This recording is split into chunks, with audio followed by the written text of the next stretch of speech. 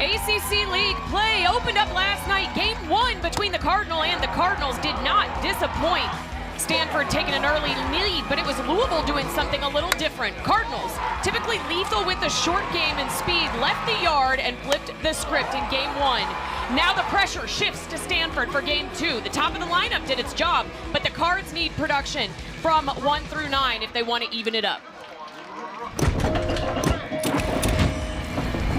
A beautiful spring day here in Louisville, Kentucky, and the Cards looking to win its opening ACC series today against number 13 Stanford. Welcome in to the booth here at Ulmer Stadium. I'm Suzanne Bush, joined alongside the Senior Director of Education at the National Fast Pitch Coaches Association, Joanna Lane.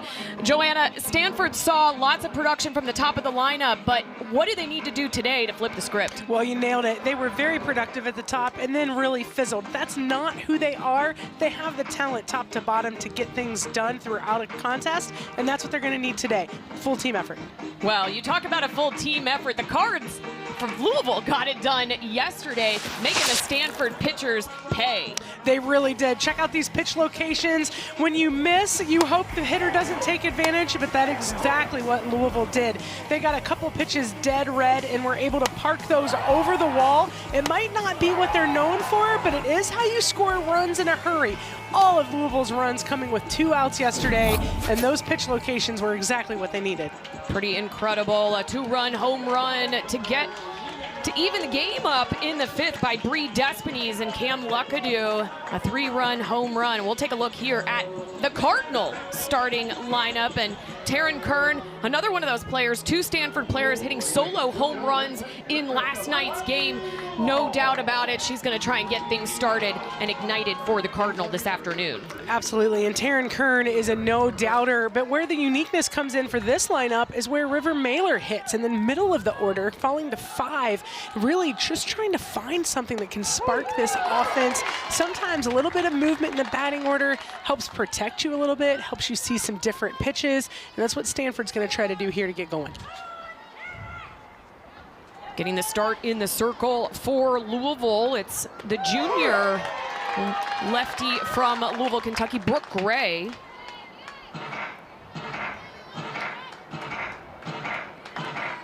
Gray ahead in the count now to Kern, 0-2.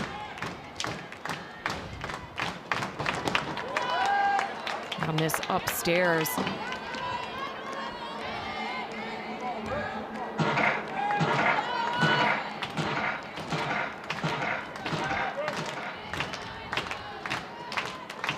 Kern, the senior from San Jose, California, sends one all the way to the fence in right field. Giving chase is Jordan Williams, and it's a stand-up double to get things started for the Card.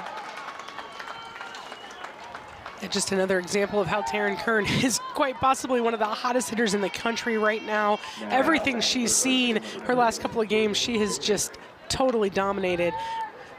She'll see a lot of the same from Brooke Gray, the lefty. She gets a lot of this at practice, these lefty arms. Low 60s for Gray, deceptive rise spin, and a really good changeup. So the ball sometimes is just a little different coming out of her hand, both from the lefty side and then the spin that she puts on. The changeup is what makes her most effective, though. When she can spot that for a strike, it really works to keep her opposing team off balance.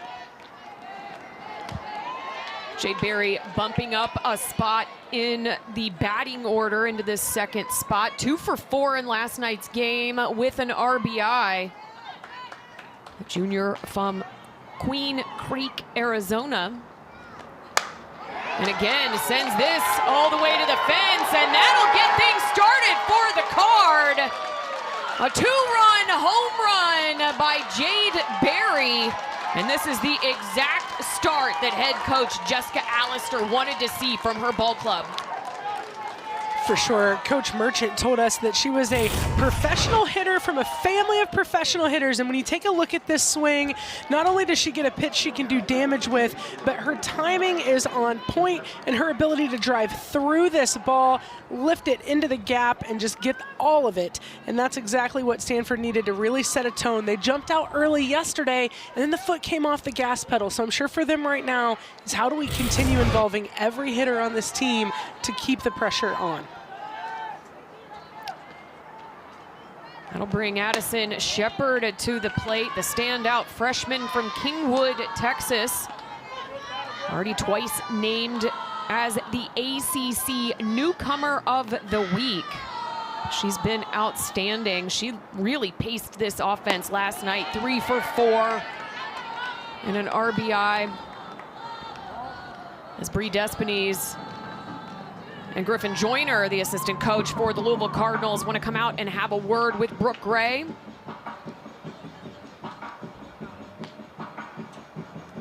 When you look at the top of the Stanford lineup and just how dynamic they are, it can take a little time to get settled in. We saw this last night from Alyssa Zabala. Yeah. It took her a little bit of time to get settled in, and I'm sure that Louisville's seeing that and just wants to make sure that Brooke Gray can regroup, get her approach under control, and really collect an out here with none on the board. 2 balls, no strikes to Addison Shepard. So after a collective deep breath, that's in for a strike.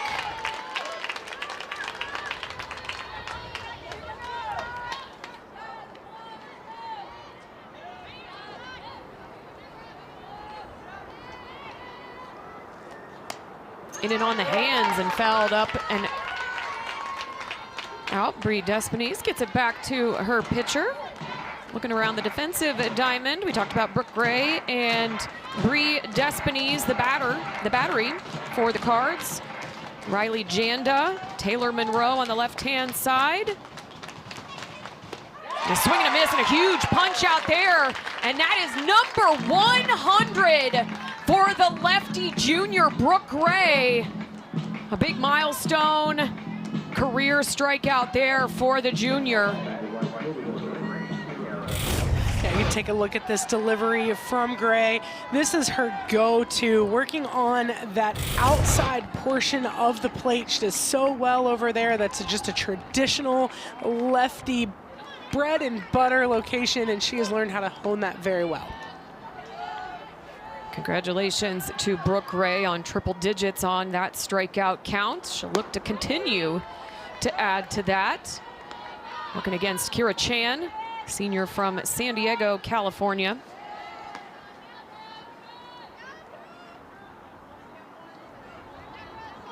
One of the multiple members from, this is sent sky high into shallow left center, and that'll drop in between. Mack comes up throwing, the tag is not in time, and Chan aboard with a blooper into left center field. You saw a little miscommunication there between Chelsea Mack, Taylor Monroe, and Madison Pickens as that ball drops in the green. Yeah, you can take a look at the defense here. You have 3 converging. Typically, by rule, your middle infielder is going as hard as they can until they get called off, and that's going to be Chelsea Mack's ball in center field to direct or take away. Communication was lacking there and breathed some more life into the Stanford offense. We talked a lot about that on the coach's call, the freebies. We saw Stanford get into that a little bit yesterday, gave Louisville some extra opportunities. Louisville returning the favor a little bit here early. In for a strike. You made mention of River Mailer getting kind of bumped down. First time she hasn't been in that 2-hole spot in the batting order. The senior from Monroe, Washington. We're going to lay that bunt down. It'll be foul. Everybody will reset. People want to talk about slumps all the time in this sport, and it's so important to remember that hitting always happens in streaks. You can have a run where you're 8 for 10, and then you have a run where you're not. And someone with Mailer's experience and success, they're not worried about her. She's going to work it out. Just like Easton Lotus on the other side, you don't have concerns, but you do want to try to put your athletes in the best position possible. Dropping her in the order, putting her behind some student athletes that are having really hot starts, just allows her to settle in, maybe get some different pitches, some better pitches. And in this scenario, there's no reason to think they would do anything but go right at her, setting her up for a positive at-bat. Another 1-2 to Mailer. That'll find the 3-4 gap. Not picked up cleanly by Jordan Williams, and another run will cross the plate for Stanford, making it 3-0 here early. Only one out for the Cardinals defense.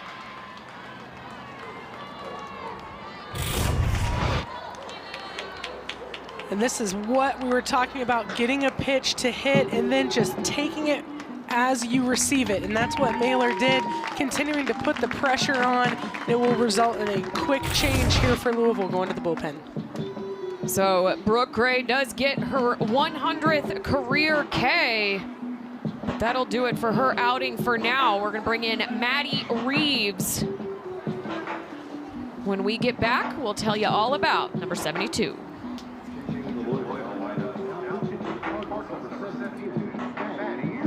Pitching change for the Cards. The junior transfer from Miami University after 2 seasons from Yorkville, Illinois.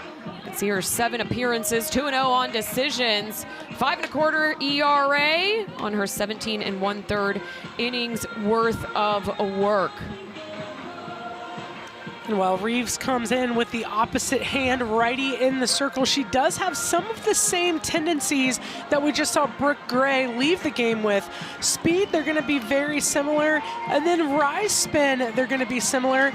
Also, Reeves really likes to mix speed. So important, it is a different arm slot, obviously different side of the body, but Reeves is going to need to distinguish herself from what these Stanford hitters have been seeing already this inning.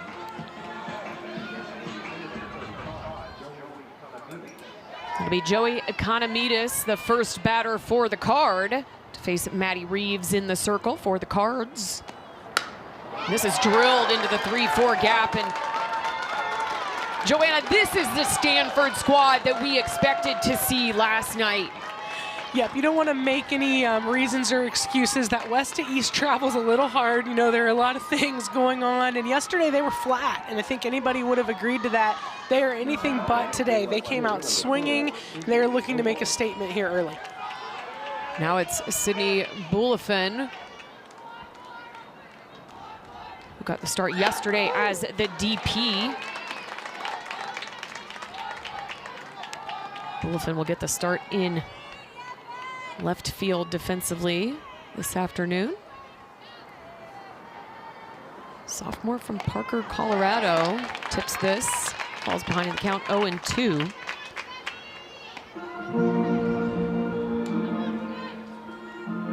You can see how Stanford loves to get off to a hot start. They were able to do that yesterday, but they have really put the pressure on here early. Still only one out for the Louisville defense. Just missing outside. Bree Despines thought that was a good one. And something you won't see in the scorebook is that ball that fell in the outfield. That goes down by rule as a hit, and it should have been an out, should have had a different opportunity here. Luckadoo will step on first after fielding that cleanly. And 2 down now for the Cardinals defense.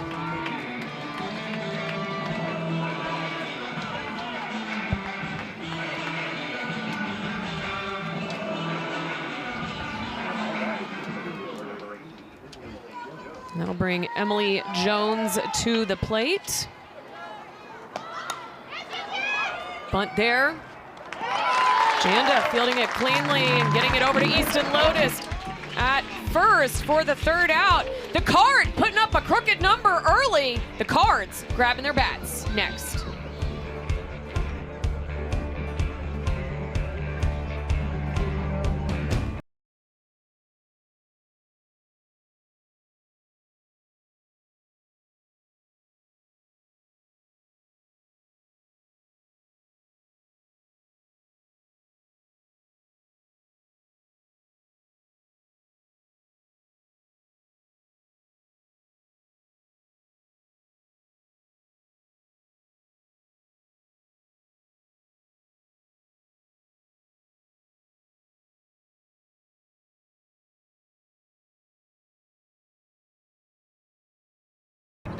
put up 3 runs on 5 hits. The Cards will face Anna Brewer in the circle. We saw Anna Brewer face 2 batters last night, just 10 pitches total. That 3rd inning pitched in the bottom of the 6th, came in, had a good outing. It was quick, but had a good outing all the same, getting the nod this afternoon. Yeah, I really like the way she came in, an inherited count, tough situation, and she just went right at this Louisville team. And now playing with a little bit of a lead, you have to like that opportunity as a young pitcher. Conference play, it allows you a little bit of a cushion to go out and go right at some of these Louisville hitters. And Brewer, the freshman from Columbia, Tennessee, facing the redshirt senior from New Lenox, Illinois, Easton Lotus. Lotus going 1 for 3 in last night's game, did score 2 runs.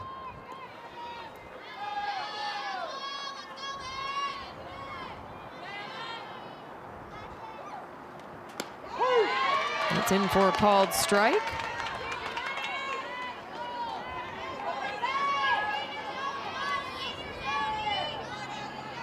Getting the start behind the plate is Ella Murchison, catching Brewer.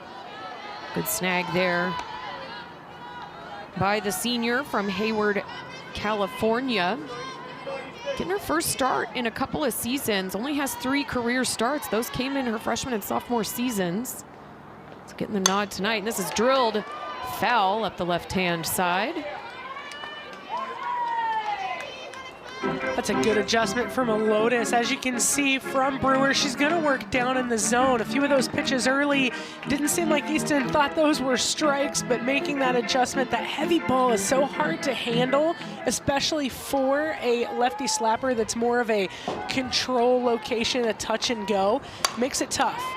Over to the left-hand side, Mailer makes quick work of Lotus. Fires over to Taryn Kern, who gets the start at first.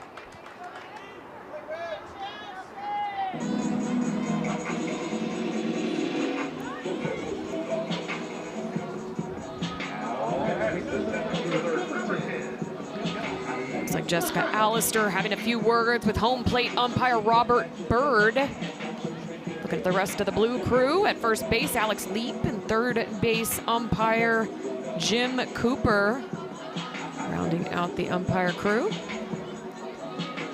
Looks like we're going to have a little defensive switch here, as Kira Chan will take over in left field.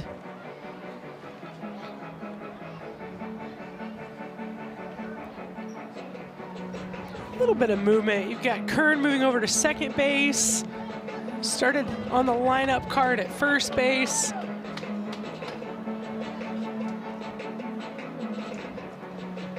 Got to keep people on their toes early.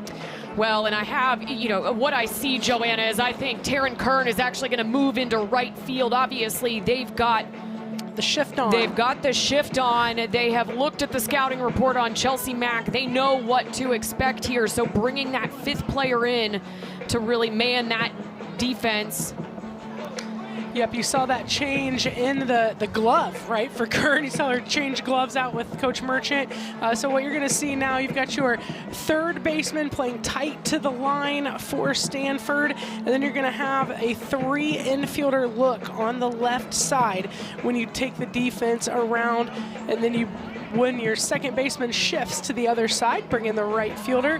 And now it's really dependent on the pitcher to be able to deliver that spot on the outside half of the plate when right field is sitting wide open. If the pitcher misses, then you put yourself in a world of hurt. Chelsea Mack, very much a short game infielder. That's the space she wants to use, and that's the space where the infield defense is concentrated. It's a little sneaky there, bringing the DP, Joey Economides, in defensively, back where she started the game last night at first base. 1-1 the count to the senior from Brecksville, Ohio. Lifts this. Foul and out of play.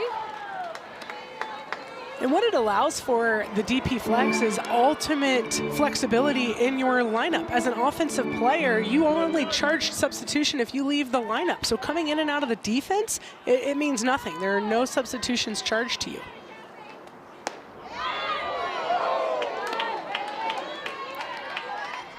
Just missing on the outside part of the plate. 2-2 the count to Mack.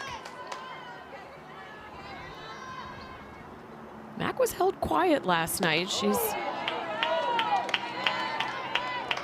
still having a fantastic season, sitting at a .471 average. Impressive for the lefty slapper. The payoff pitch from Brewer.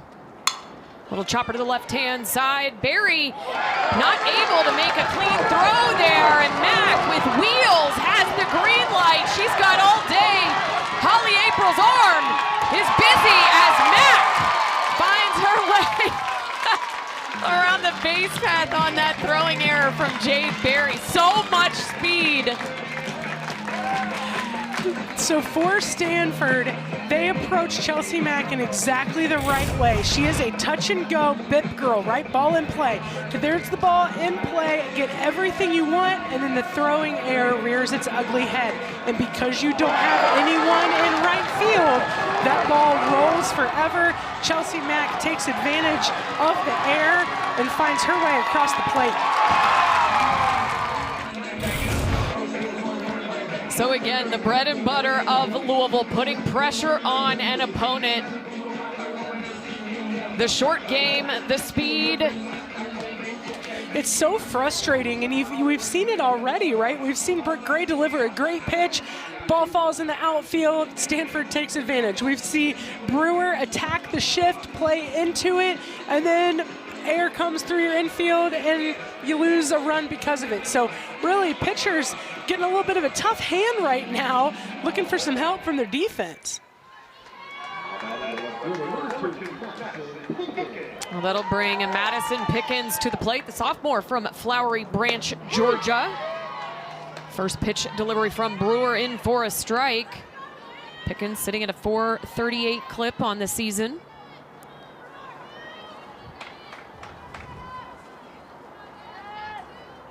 Off speed is a beaut, and that's in for a strike as Brewer works well ahead in the count here.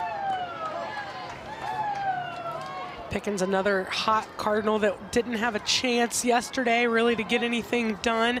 Over at the plate, looking for her first hit of the series.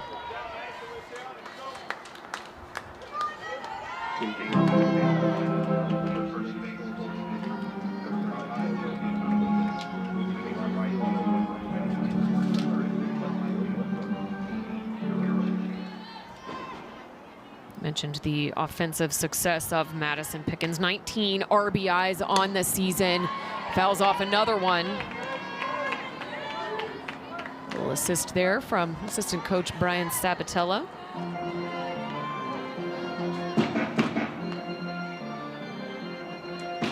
Yeah, just a weekend ago at the Gulf Coast Classic, Pickens with 9 RBIs and a home run.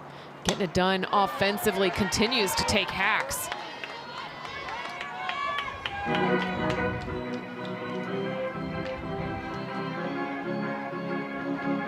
See, last season, 11 multi-hit games. Just bringing a lot of offensive power. Continues swinging away here. What a battle by Pickens. This is where Brewer, being so far ahead, take an opportunity to really challenge the cadence of this pitch sequence, whether it's an off speed, whether it's something even further out of the zone, working a ladder. Madison Shepard gets it over to Economides in time. That'll be out number 2.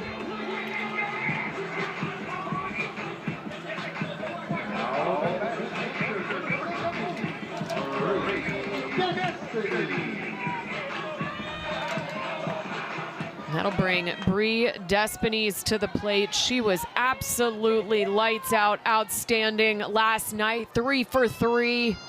Had those 2 RBIs with that long ball. Scored 2 runs. Senior from Creve Coeur, Illinois.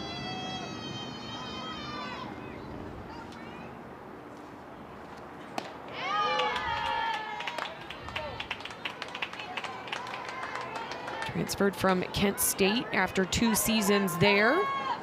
Back in 24, was named to the All-MAC second team, and in 23, her freshman season, was part of the All-MAC freshman team.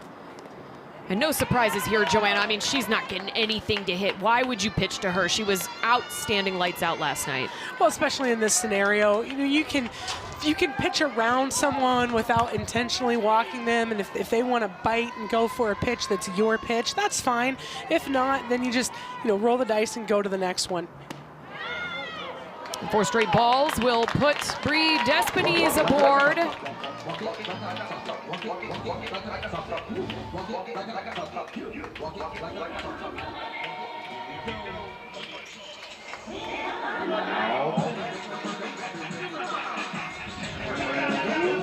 That'll bring Cameron Luckadoo to the plate. A 3-run home run, her first career home run last night. And lots of speed on the base path with Despines. Getting a good jump there. And it is the benefit of having the drop ball pitcher that uses the off speed. You can really turn your base runners loose. So good opportunity here. You already have 2 outs, right? You've got great speed on. You know you're going to get a dose of balls in the dirt or off speed. Good time to run, and she does. And that's actually the first stolen base for the Cards. Joanna, we're going to have, they say she left early. So that'll be out number 3. We'll take a look at this play here.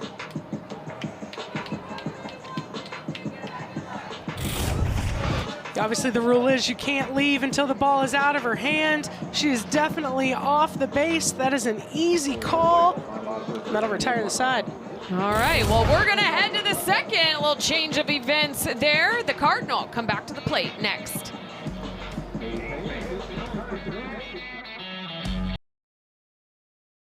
Stadium. The Cardinal up 3-1 over the host Cardinals. An exciting first inning. There's a lot of action. A lot. Ella Murchison passes on to the first pitch from Maddie Reeves. It's high and inside, 1-0 the count. Senior from Hayward, California. Her 10th career at bat right now.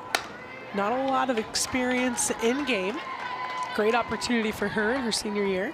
Yeah, just her 4th career start. We started to unpack that a little bit towards the end of the top of the first, and her first start in the last 2 seasons. Those other 3 starts came in her freshman and sophomore campaigns. Getting the nod today. Coach really shuffled the deck quite a bit today. She did, and sometimes you just feel like you have to make some changes. We saw Ava Gall start the first 7 games behind the plate, yep. And then Katian starts the next 8, and now, so they've been very wave of catchers, and sometimes just make a change. And how does that affect the pitcher from a defensive standpoint, to see multiple catchers behind the plate? Usually, this being a shallow left center, but Chelsea Mack is there to make the grab and retire Murchison for out number 1. Usually coaches are so intentional about working different pitchers and different catchers from the start of a fall season, making sure that they are all comfortable with one another, because you never know what you're going to need.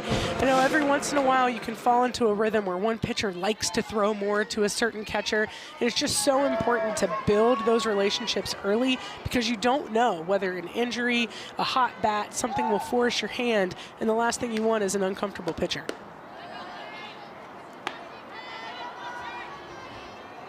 We've seen Louisville do that a little bit, shuffle the deck between Bree Despines, Madison Pickens behind the dish as well. It's also such a physically demanding position. You have to be able to build in breaks later in the year when travel is at its height. I mean, there are times when you need a day, and being able to figure out what that is and where the breaking point is physically for each individual student athlete, a huge part of these decisions.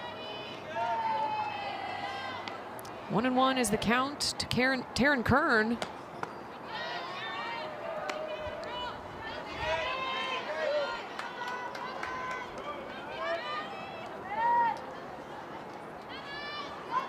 Kern did have a double into right, her first at bat.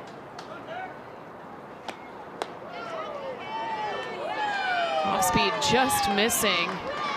Despines with a little extra frame job there. 3-1.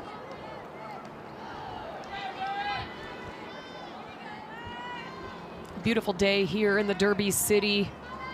Feeling like mid-60s. This is fouled off. Feels a little spring-like. I know Mother Nature will tell us otherwise, I'm sure, in the next couple of weeks. Definitely not typical softball weather, but thanks to the Cardinal for bringing some warmer weather our way. We appreciate that. Yes, very thankful. What do they call this? The first fake spring? Is that somewhere in that continuing line? Payoff pitch is sky high.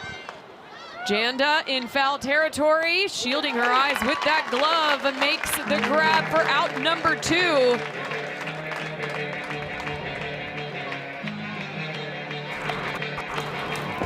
That'll bring Jade Berry to the plate, who sent this yard in the first, a 2-run home run. The velocity on that ball, I mean, that was a line drive into right center field. It absolutely was. Just, we use the term barrel it up a lot, right? What does that mean? You're hitting a round ball with a round bat, right? How do you hit it square? And we talk about it a lot. Hit it square, barrel it up, and you can see that she did just that. And you know, I'm sure making the family proud. We should have a home run tracker on she and her brother and see which way that goes. He's in spring training right now with the Marlins. One of those NFCA All-West Region first teamers for Jessica Allister and staff.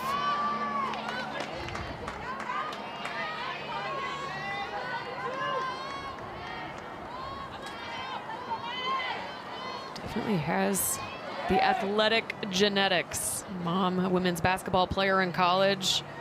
Dad drafted in the 4th round of the Major League. This is sky high. Under it is Chelsea Mack, who will make the grab for 3-8. Maddie Reeves has really settled into the game. A quick 3-on-3 for Reeves. We'll head to the bottom of the 2nd next.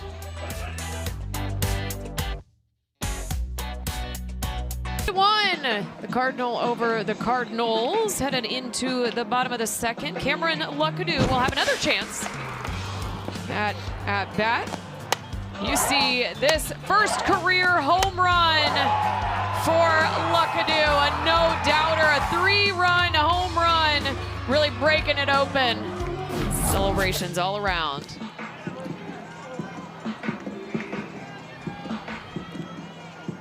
So I know we talked the bottom of the 1st, some defensive switches. We have some more defensive switches. Econominas came up as the designated player, came in at first base when the shift was on, when Chelsea Mack was up to bat. But Taryn Kern has resumed her position at first base. The outfielder, as Kira Chan, has gone back to right field as Sydney Boulafin re-enters the game in left field. So Jessica Allister keeping us guessing. She is, and it's interesting because Louisville's lineup is very segmented. So you're going to see, if you start with the 9 batter, your lefties in a row, right? Williams, Lotus, Mack, Pickens, Despines, all left-handed.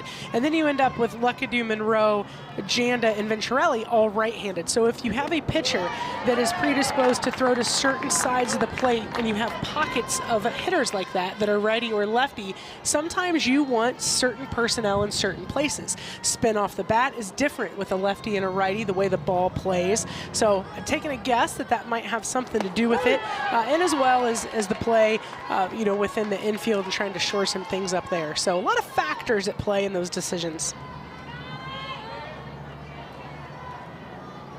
Hitters count here to Cameron Luckadoo, junior from Georgetown, Kentucky.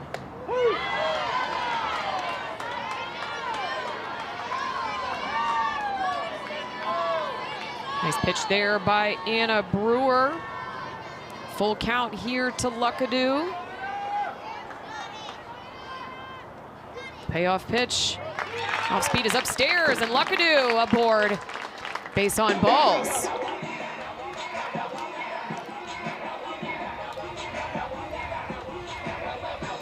about Luckadoo and her 3-run home run in the 6th. You know, at Louisville putting up gaudy numbers in both the 5th and the 6th inning. Able to put up those crooked numbers, 4 in each of those innings, both on 2 outs. Definitely a lot of action from game 1. We saw some different things that we didn't expect, right? Offensive philosophies kind of skewed a little bit, but sometimes the game dictates what you do, and that's what we saw there. And we've even seen that to start this one, so you never know what you're going to get on any given game day. Flashing the bunt, pulling it back is Taylor Monroe. Everybody holds.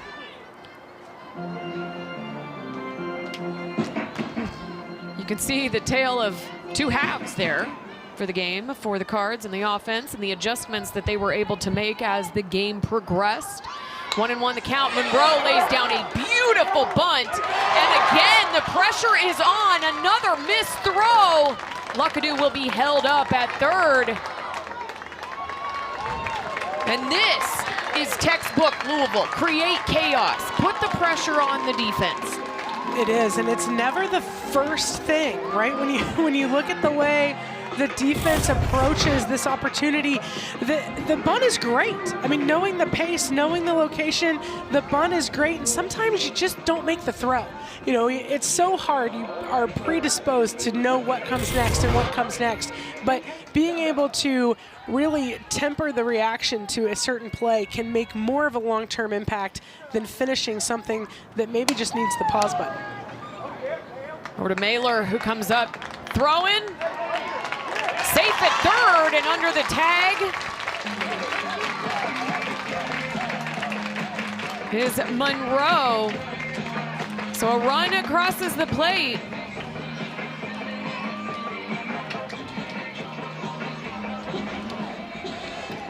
Yesterday, Louisville was 4 for 13 with runners in scoring position. It was huge for them to be able to pile on some runs. Another opportunity now with a runner in scoring position, and they need this conversion rate to try to bring this back to even. So that'll bring the designated player, Ava Venturelli.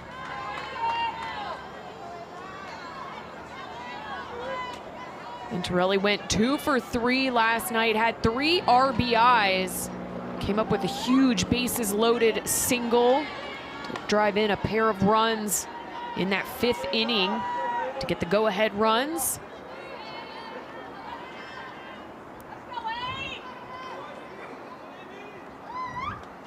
And this is drilled to the right-hand side, but right at Kira Chan. Monroe will hold up at 3rd. A well-struck ball just right at Chan. Yeah, that's a great plate appearance. You know, we don't control the ball on offense. It's a crazy sport, and sometimes you just have an atom ball, and that's what that one was, right at Chan for the 2nd out.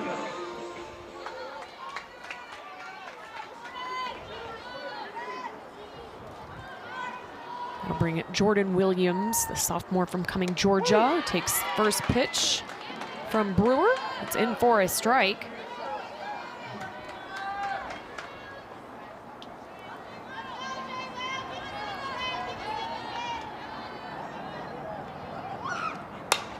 Sent to the left-hand side. Barry fires across the diamond for out number 3. Louisville scratches another one across the plate. It's 3-2, Stanford heading into the 3rd.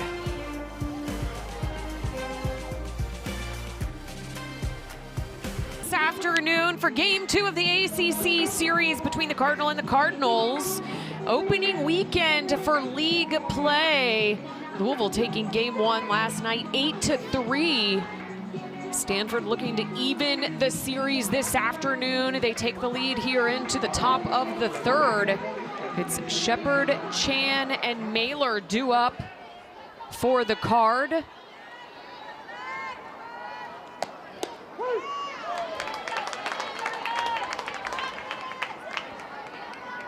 First pitch delivery from Maddie Reeves in for a strike. Addison Shepard.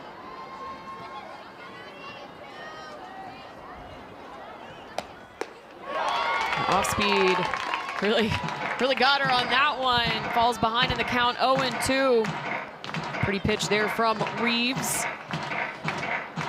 Shepherd a strikeout victim back in the first, facing the starter Brooke Ray. Brooke Ray, with that strikeout, got her 100th career strikeout.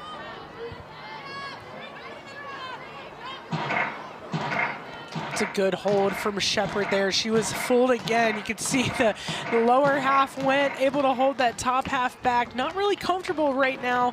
Needs that short-term memory. That's what's so hard in a sequence of pitches like what Reeves has delivered. You know, if you can forget the last pitch, then you can't really be set up for the next one, right? But it's tough. You think you're going to get a certain sequence as a hitter, especially a very intelligent hitter like we see with Shepherd, and Reeves doing a good job keeping her off balance so far. The off speed just a little up in the zone there, evens up the count 2-2. Reeves, as we mentioned, transferred from Miami University after 2 seasons. A great portal pickup for Holly April. In and on the hands. That'll drop.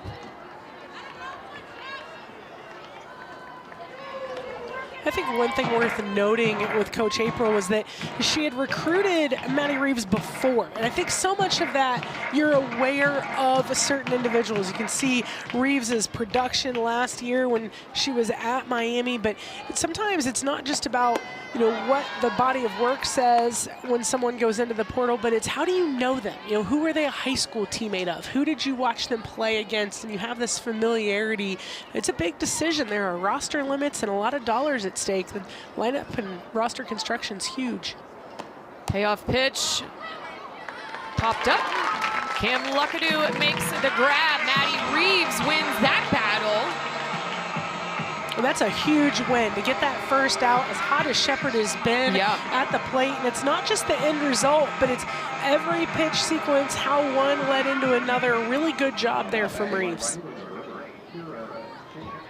Retiring Addie Shepherd. That'll bring Kira Chan to the plate, who had that bloop single into left center field back in the first.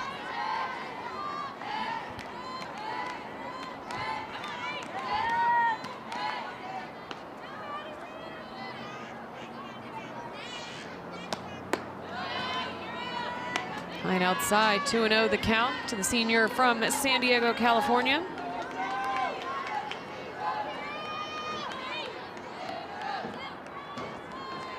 The California Player of the Year, her senior year of high school, Torrey Pines.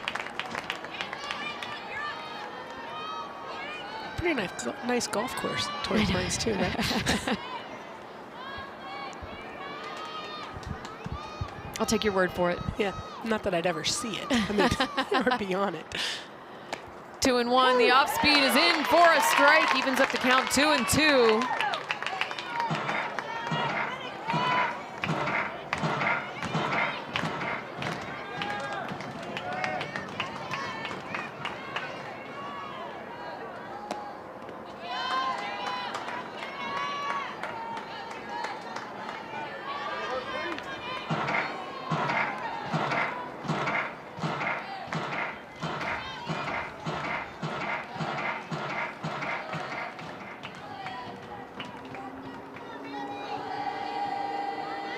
And the payoff pitch to Kira Chan.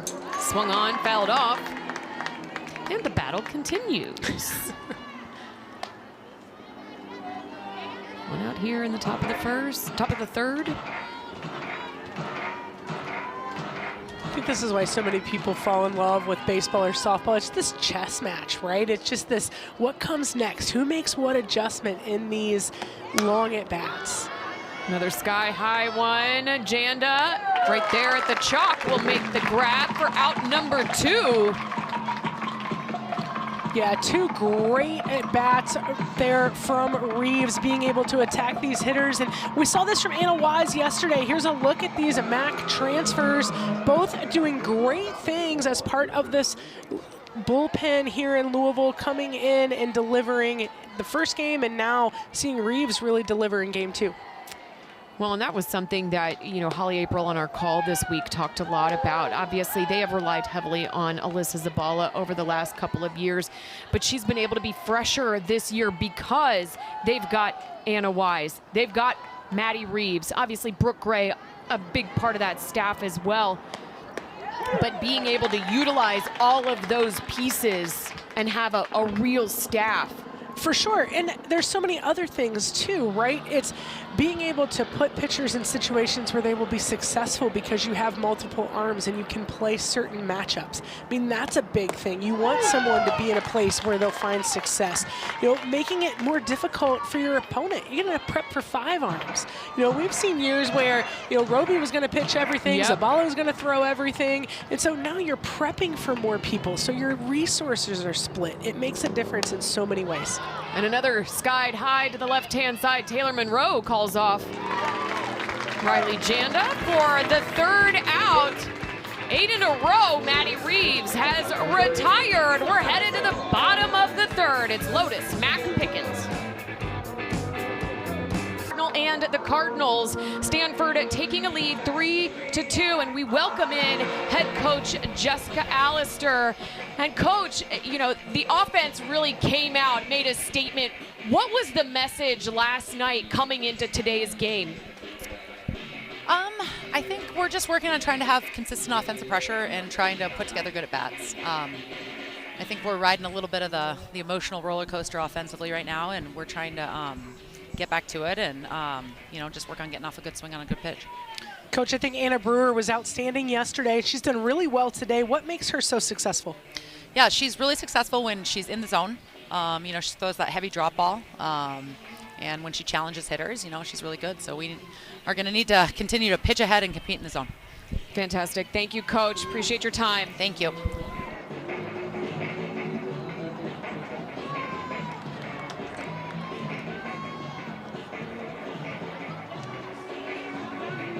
Jessica Allister in her 9th season at the helm just got win number 300 last weekend. And that's 300 at Stanford. She's closing in on 600 for her career. A well-struck ball will find 5-6 gap for Easton Lotus, who takes that first pitch and drives it.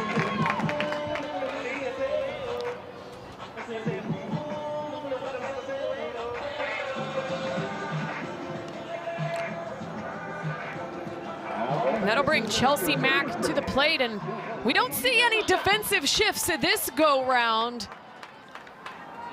We saw quite the shift before Mack's last plate appearance. Not surprised we don't see it now, right? I mean, Chelsea Mack was 0 for yesterday. Obviously, you don't play the one game. Her body of work has been outstanding, so you know what you're going to get with her. But she was able to exploit that with a little bit of help from the Stanford defense. So you're going to change it up a little bit the next time she comes to the plate. And very traditional look here.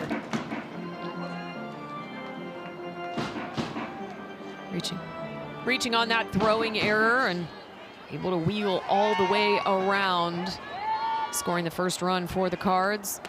Swing and a miss there from Mack. 1-2 the count. We just heard Coach Allister talk about that heavy drop ball, and for Mack, that's a gift. When you're a slapper that uses the floor, you want to do that. Pound that ball into the dirt, use that steep angle for the bat. And unable to field that ball cleanly. Nice little split job there by Lotus to stay on that bag. Yeah, smart play from the defense after the bobble. You know you're not going to get Mack. She's too fast. So as soon as that is not clean, your only option is a little bit of a back pick. And Easton, she's smart. She's been here 5 years and able to get back to the base and hold her ground. The strength coach would be proud of that. Just sunk right into that squat. Well, we actually saw Elena Kraus in the bullpen getting warm, but it's going to be Alyssa Houston that's going to come in relief. The junior from Benton, Arkansas, 2-time Arkansas Gatorade Player of the Year and MVP back in 2022 and 23. Yeah, Houston has been outstanding in spots. She has a power arm. She is going to come with plus velocity, so that is going to be a change from what they have just seen from Anna Brewer. She'll work the top of the zone, a big difference from Brewer, but she is not one-dimensional. She can continue to pound some different quadrants. The big thing now, though, is going to be that velocity. What does that change look like in matching up in this part of the order? A very potent segment of this Louisville lineup. So Anna Brewer will finish her day with 2 complete innings pitched. Gave up 2 hits, 2 runs, 2 walks, no strikeouts. Faced 11 batters. Will make way to who we actually thought was going to be the starter here in game 2. Alyssa Houston takes over in the circle. And this is a player that Coach Allister really talked a lot about.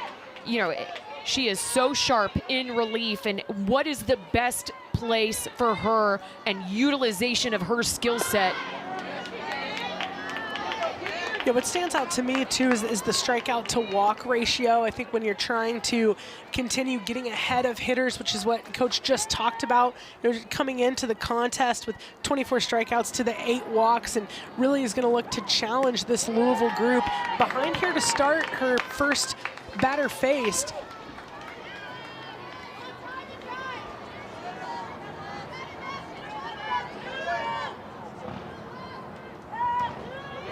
Madison Pickens continues to flash the bunt, pulls it back, and Houston falls well behind in the count, 3-0. Again, 2 base runners aboard for the Cardinals. Easton Lotus at second, Chelsea Mack at first.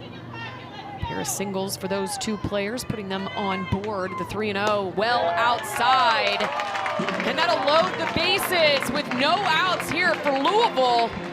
And a big bat at the plate. Bree Despines, confident stride.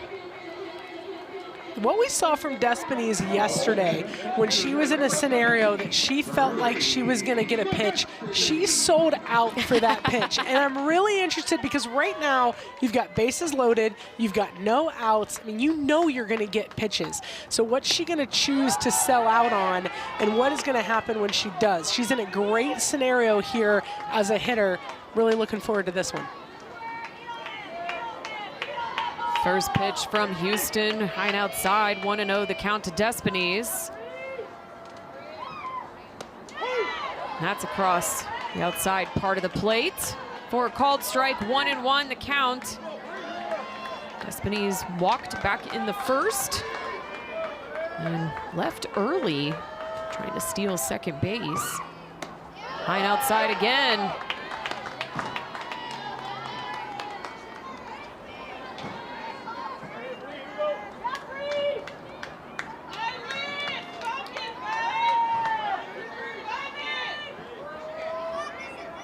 Two and one from Houston.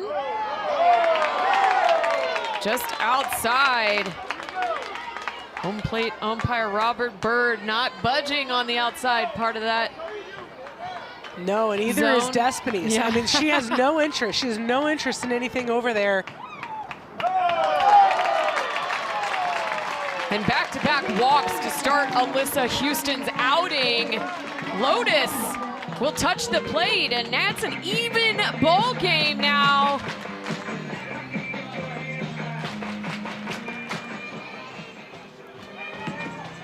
I don't think this is what Stanford thought. It's always such a tough decision. You know, you go to the bullpen, what are you going to get? What are you going to do? And, you know, talking about getting ahead of hitters and knowing, you know, what Houston had been able to do coming into this game. Pretty surprising, these sequence of pitches, just unable to locate the zone right now.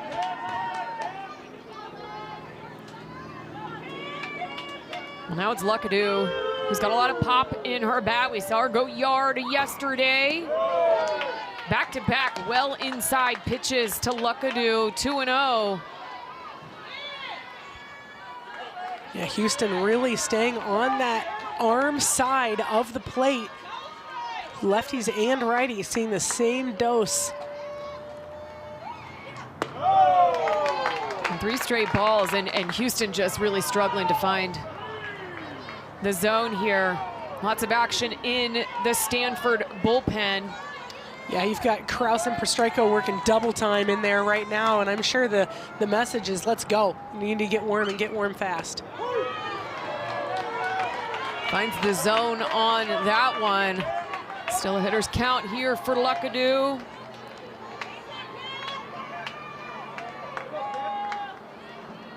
Mac, Pickens, and Despines on the base path for the Cardinals.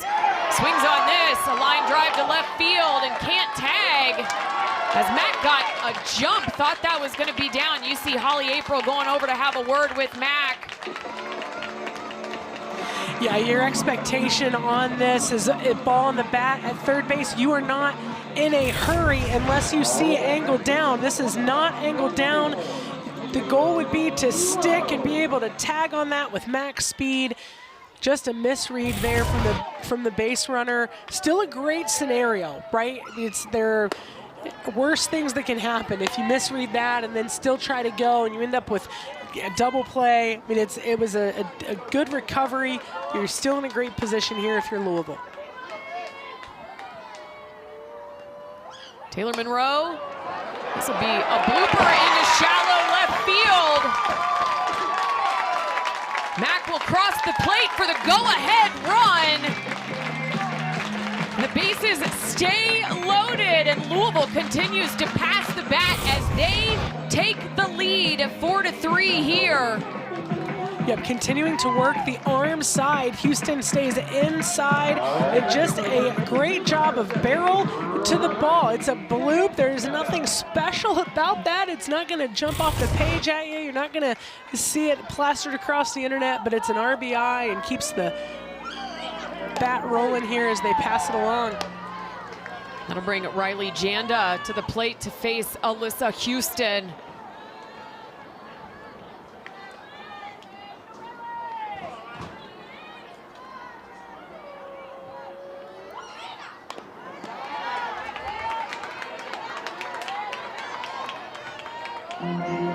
Janda 0 for 1. Ground out to shortstop River Mailer back in the second. Did get an RBI with that ground out.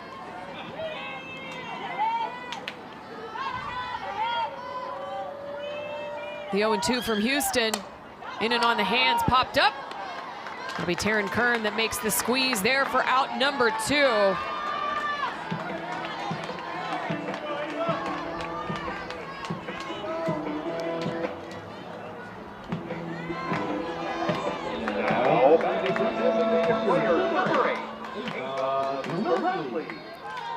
That'll bring the designated player Ava Venturelli, lined out to right field. A well-struck ball, but just right at Kira Chan, her last at bat.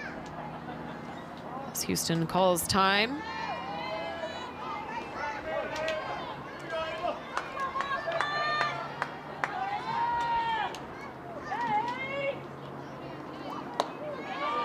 Line inside, delivery to Venturelli, the junior from Taunton, Mass.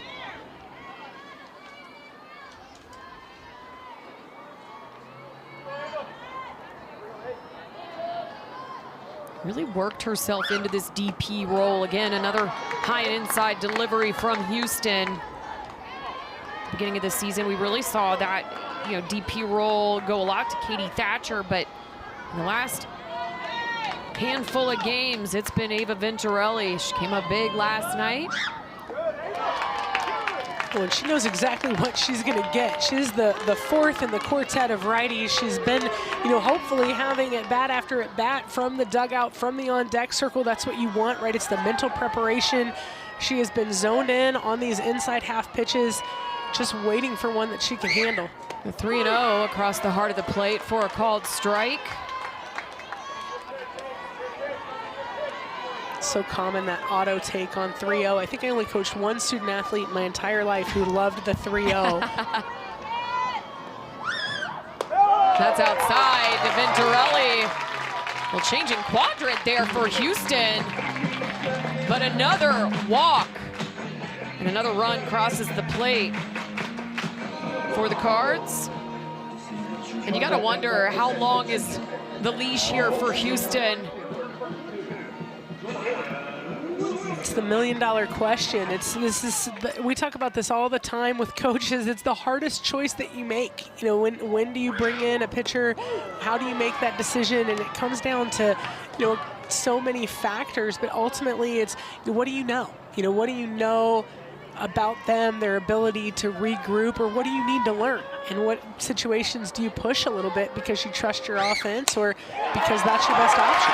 Well, and here's a shallow shot into right center field. The throw is in time, but 2 runs score.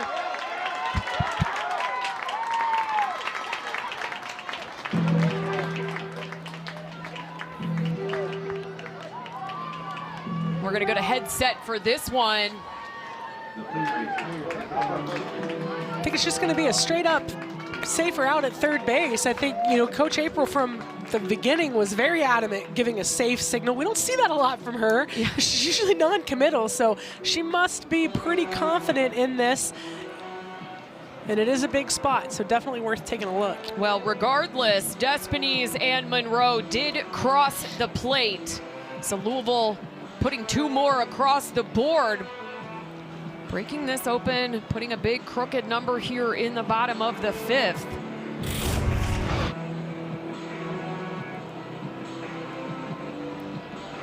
Emily Jones coming up, throwing. It's really quite tough to see from that angle. It looked like the tag was applied in time by Jade Berry, but the umpires are seeing what we see here, but was the foot already there when the glove actually went down? We will get a look here. I would say Emily Jones did a great job of being able to refocus her attention on that trail runner and going for the out. That's an outstanding job. You can see her body posture change, being able to make that throw.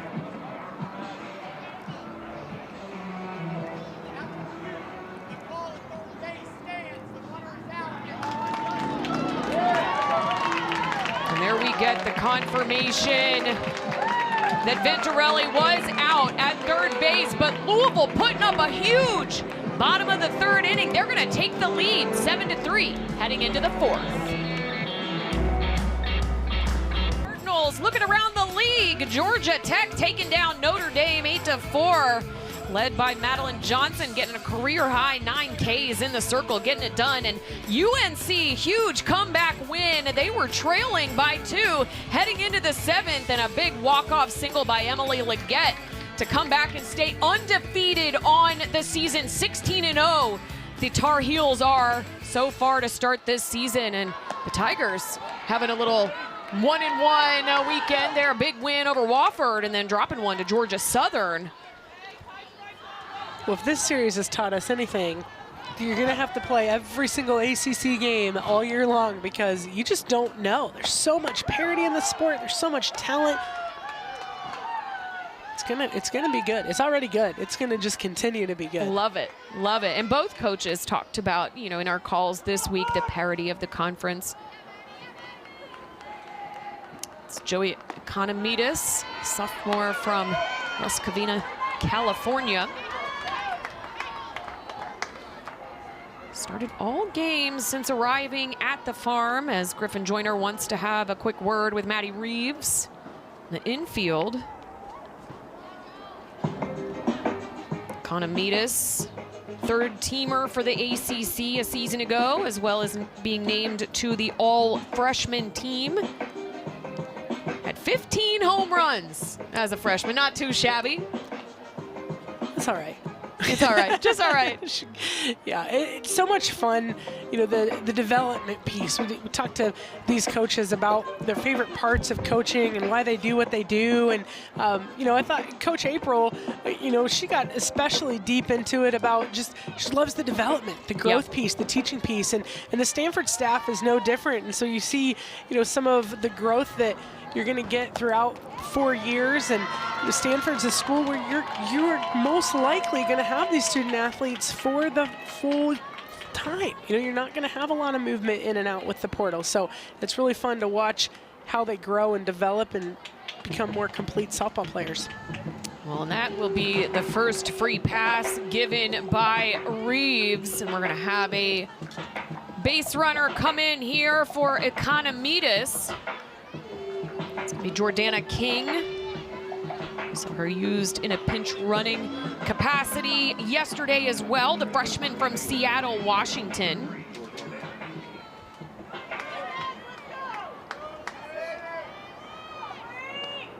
Scored 5 runs thus far this season. This is her 14th game played. 1 stolen base, 1 attempt. It's not necessarily Stanford's MO.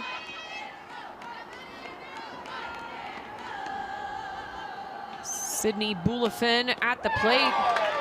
Well ahead of that off-speed delivery from Reeves. Great pitch there, definitely pulling the string on that changeup. This is skied to center field. Under it is Chelsea Mack back at the warning track. And King will make her way back to first base. Well played there by the center fielder. And Joanna, this is a player that Coach Holly April talked a lot about, her physicality. She makes tough plays like that look so easy. She covers a lot of ground out there in the outfield. Well, she's definitely in that burner category, and they use that to offensively bucket their athletes, but it's also true in the defensive realm. And when you can cover that much ground, you can see the positioning of her fellow outfielders. They are much closer to the lines. So when you look at what she is maybe expected to cover to what left field and right field are expected to cover, you know, there's a lot of give there, and it's a gift. When you can shade that far to a line, your defense becomes stronger with that speed in center field. Emily Jones laying down the bunt. Janda fires across the diamond. And a throwing error there by Janda. The base runners will advance. So Louisville defense getting a taste of what they've been doing to the Stanford defense. They're putting pressure on with that bunt. Yeah, when we have this play, there's so much action that's happening, and we've seen it come back for both teams, but being able to cut that angle is so hard. And we have to remember, Cam Luckadoo is a new first baseman. That is not something that she is used to doing, and it takes time. It takes time to develop the nuance. It's not just stay stationary and catch a ball. I know that's what people want to believe first base is, but it's not. And the angles and how you set your feet and position your body from the receiving angle to the thrower is extremely important. So we have a pinch hitter here. It's Ava Gall, the junior from Lakeside, California, getting the nod, coming in place of Murchison. First pitch upstairs to Gall.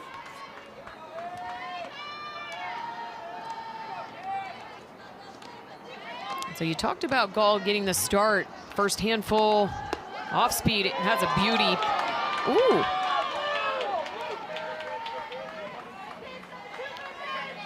Home plate umpire Robert Bird didn't think that was as pretty as I did. Clearly 2-0 the count to Gall. But we talked about Gall getting the start behind the dish the first stretch of games. And then Izzy Kakatian coming in, taking over in that catcher position. Another switch this morning. It's Ella Murchison getting the start. And here's Ava Gall coming in for Murchison. 3-0 the count to Gall. And 4 straight balls. Yeah, a little departure from Reeves there. She's commanded the zone really well. That 4-pitch walk is surprising, especially to a pinch hitter, someone that you haven't seen, and I think that will bring out a change as Coach April makes her way to the home plate umpire. Gall's been so good offensively too, and we were talking a little bit this morning about what we expected to see or maybe what we would have happen, and I really thought she would find some plate appearances today. She has the ability to change a game with a swing, and didn't get a swing in that plate appearance, but still continues to set the tone for the Stanford offense as they're threatening.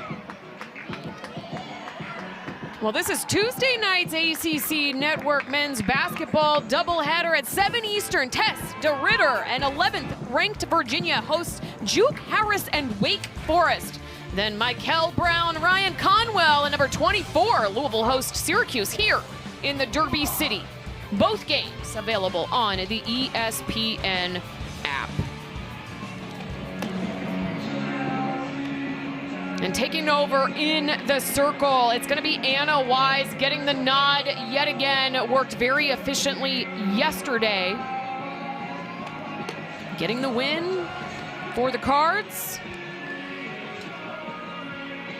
Yeah, Wise was outstanding yesterday, and for her, she's still going to be in that low 60s speed range, so going to have the same timing component that Reeves had, but she's going to be in the lower half of the zone. She is a matchup pitcher, and what do you want right now with 1 out and bases loaded? You want ground balls. So being able to stay down in the zone, trying to force a ground ball, and when you're looking at Taryn Kern, that's a tough task. I mean, she is such a good hitter. We've seen her, what she's done over her body of work, especially here in Louisville, and this is a tough matchup. Well, and if you're Taryn Kern, right, you ground out the first time you saw Anna Wise last night. The second one, let's make some adjustments, hit a solo home run in the top of the 7th. And it's crazy to think about, but when you have a 7-3 lead, so you have 4-run cushion right now, you don't mind walking Taryn Kern. I know you think, well, bases are loaded, but what's the alternative? Yeah. She hits a double, she hits one over the fence. I mean, there are way worse things that can happen than a walk. So if you see a very selective location being thrown to Kern here, I would not be surprised. Taryn Kern pacing the offense.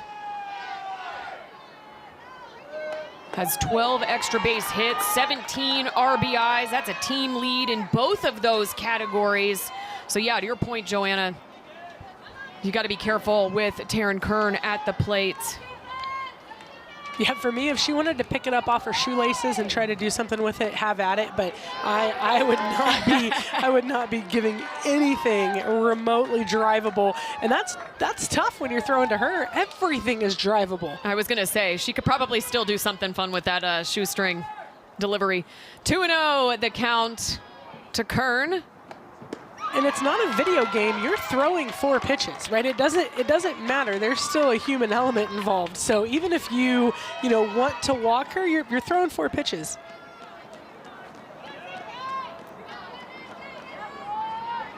The 3-0 to Kern is well outside. Yeah, there's no harm in that. Yeah. I know it's you'll have people that shake their head and wonder why, and there's no harm in that. You're controlling momentum, you're picking your poison. And definitely coming in here in a hard spot, right? Anna Wise, only 1 out, had the bases loaded. You got the lead off, Taryn Kern coming to the plate. It's not a lot easier. Jade Berry and Addison Shepard are pretty good too. I mean, it's fair. But you're picking, you're picking what your best matchup is, and you can't walk them all. You are going to have to settle in here, really try to roll a ground ball, let your defense work.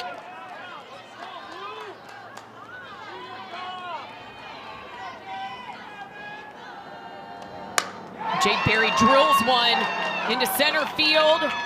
1 run will score. A solid hit there by Jade Berry, having herself a day, a 2-run home run in the first. Just a well-struck ball there back up the middle. And a great job of selective hitting. That's really one of the first pitches that have been in a place to hit. So Berry not wasting a moment, sitting on that and being able to deliver right back up the chute. Still not out of the weeds as Addison Shepard comes to the plate. Bases still loaded.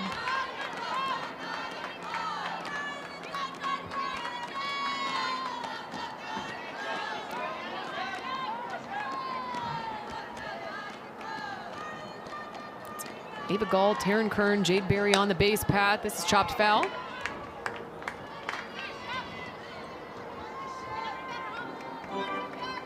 You see the stats here for the freshman. She's been absolutely outstanding.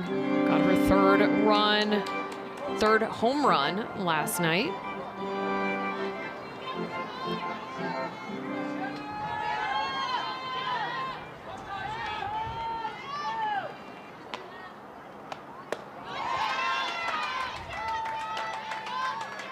one for Wise. She's half a strikeout per inning pitched. I mean, she's not going to be someone who overpowers any hitter. So you see Zabala in the bullpen, you think that's much more likely to get out of a jam with a strikeout. That's not the scenario here. The slow roller. Wise flips it up, but not in time. It tipped off the glove of Despines.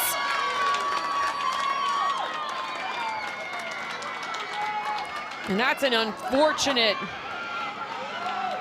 error there, costly error for Wise. Well, this is a tough play. Wise coming in on the run, trying to make that flip, and you can see her hand just continues to move up on the flip. And when you're delivering that ball, you want to push down. You want that thumb to be down when you deliver the flip and really be able to drive through that delivery so that you have some pace on it for the receiver. Despiny is just unable to lock that in. And how about Stanford getting yet another base knock there. And that'll even up the ball game here at 7s. Well, and this answers your question of why do you stick with Houston, right? You stick with Houston because it's the 4th inning and your offense is good. And you trust your offense, you trust your ability to score runs. So sometimes it's the long game. I mean, we're not even halfway through this thing, right? There's a lot of softball to be played.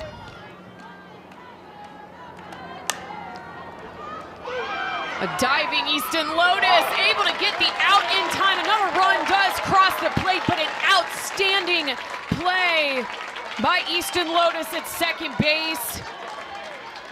Yeah, Lotus has already been on SportsCenter 1. She had a defensive play of the week nationally, and this is why. Great defender, takes a perfect angle and able to deliver that without getting up.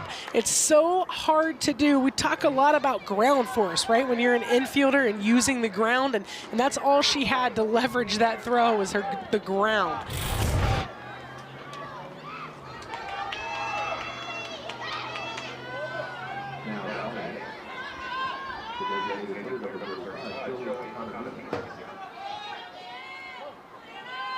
And with that, Stanford has wheeled all the way around the lineup, bringing Joey Economides back to the plate.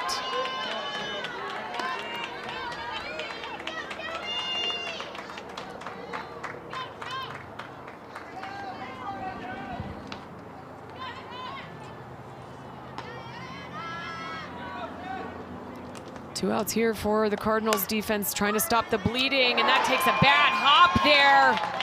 Just an unfortunate hop there for Riley Janda.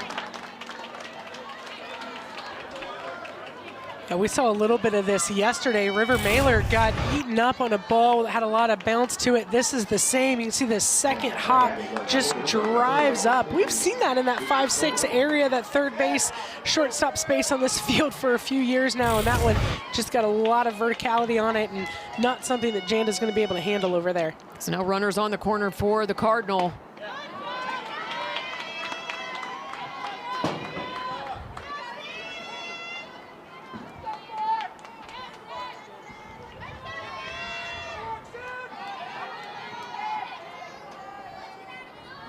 Sydney Boulafin.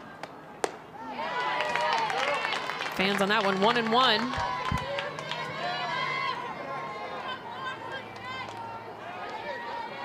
Flew out to center field for the first out of top of this 4th inning. Chelsea Mack in center field. Well played there by Luckadoo, who will step on the bag. Stanford answering with a big crooked number of their own. They lead by 2, headed into the bottom of the 4th. It's top of the lineup, due up for the Cards next.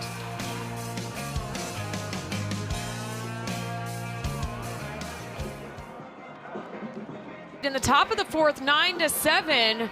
And now we're going to welcome in a head coach of the Cards, Holly April. Holly, thanks for your time here. You know, you guys had a big 3rd inning. What did you see that you were liking from your offense in that 3rd inning? Yeah, like pass the bat, stringing the bats together, and that's what we got to do right here. So we're going to put on a good comeback, and I'm excited to see what we're about to do. Coach, you've had some great pitches happening for you and some struggles. How do you attack this Stanford offense moving forward? you know, I think we've had a couple tough plays. So, like, the ball's bouncing around a little bit and we're sped up a little bit. So just regaining our poise and understanding that, like, we can make those plays. We just have to slow down a little bit mentally, and we can definitely do that. So we're in striking distance right now, and I know we're going to come back here. So we just got to continue to try to keep our poise. Thank you, Coach. Appreciate the time. Thank you.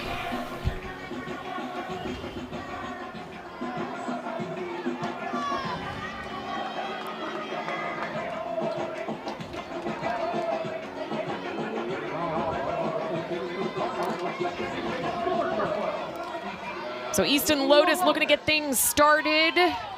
Got things started in the bottom of the third before Louisville was able to put up their big crooked number. 5 runs in the third, had a single into the left-hand side, found the 5-6 gap.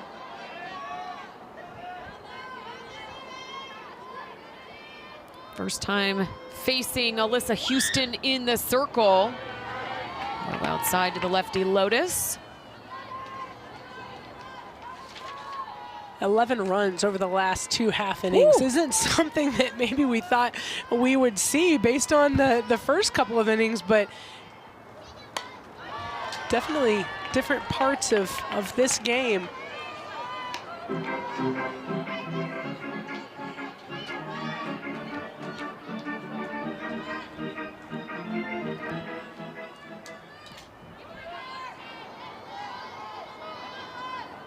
Redshirt senior from New Lenox, Illinois. It's really been the heartbeat of this team. Great leader on and off the field for the Cardinals ball club. 2-2 the count. Drilled up the middle. Houston able to glove that ball. It's over to Taryn Kern for out number 1.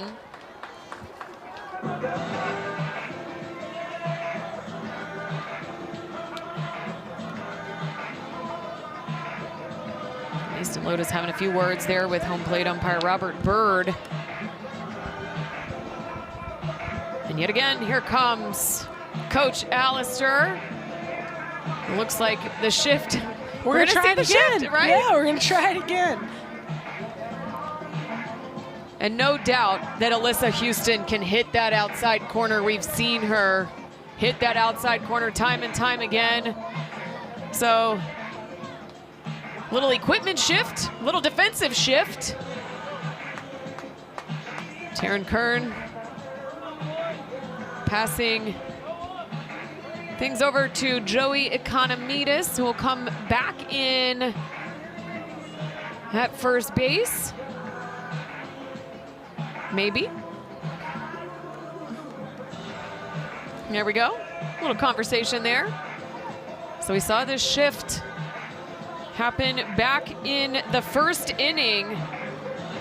And it worked. It did work. It worked. You know, it's the finality of it, right? And everything works except for the last little portion. Why not try it again? I mean, the expectation is that you execute. The expectation is, you know, that you are good. I think what did you know, we hear from Coach, but you've earned your confidence, right? You've earned that. You have earned your confidence. So there's no reason to abandon it. If you have the personnel and you know the strategy is sound, do it again.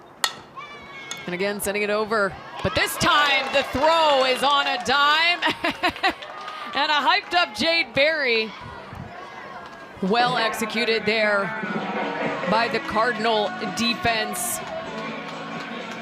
Yeah, but when you're trying to beat that shift as an offensive player and you know the pitcher's strength is to pitch into that shift, it really narrows the scope of what you can do. So kudos to Stanford for putting the challenge on Mac.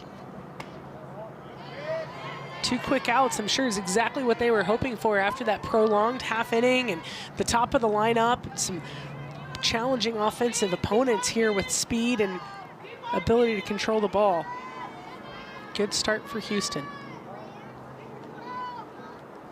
And a quick timeout called here by assistant coach Danielle O'Toole-Trejo.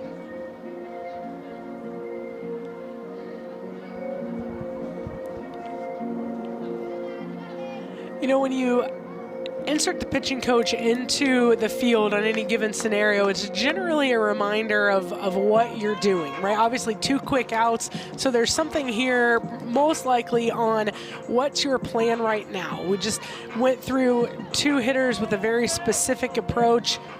So what's going to happen now? What do you want to see? A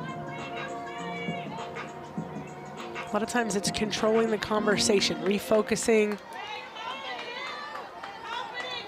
Well, the count is 1-0 to Madison Pickens.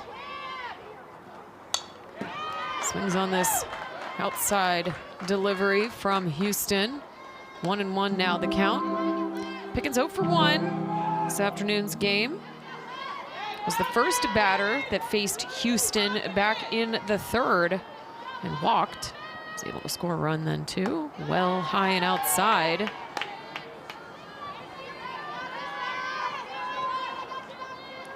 Haven't had a chance really to mention it, but Ava Gall did stay in the game defensively. It's behind the dish catching Houston. Chopper to the left-hand side. Barry fires across the diamond for out number 3. The first time the Stanford defense able to set him down in order. We'll head to the bottom of the 4th next.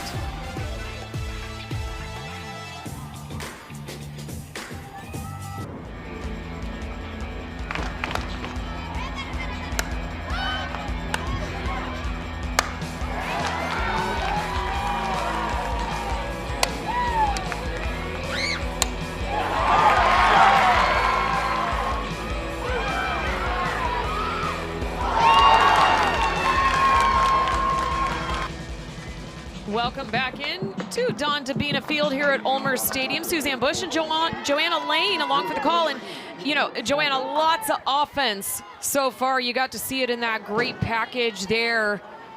It has been all about the bats. It has been, and it continues to be. Ball in play immediately, and a big quick out there for Anna Wise, and she needed that. That last inning was a stretch.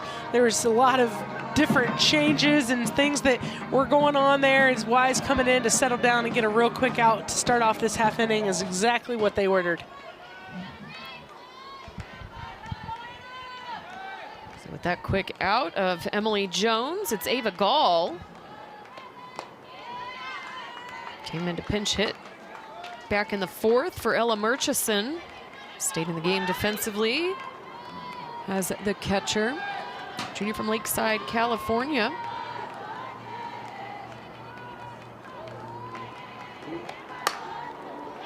Sends this the left field foul line. Gall only appeared in 14 games a season ago. Did start all of those games. Back in 2024 was named to the All Pac-12 third team and the All Freshman team.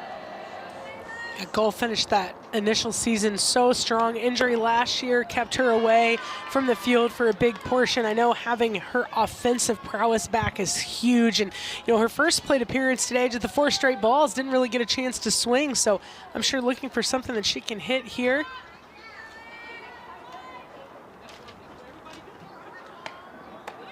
Ball speed well above the letters there.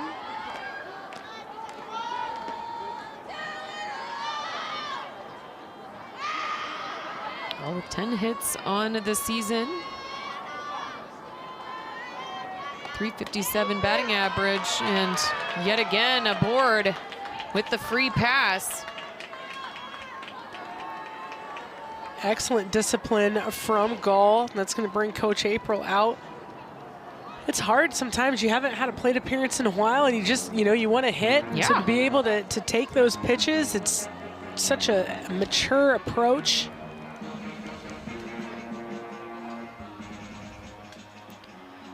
Well, tomorrow is the final day of the regular season, and we have a thrilling women's basketball triple header for you right here on the ACC Network and the ESPN app. Virginia Tech squares off against rival Virginia at noon Eastern. Then it's NC State taking on Pitt at 4 p.m. Wake hosts Florida State and Winston-Salem. And as always, all 3 games are available on your ESPN app.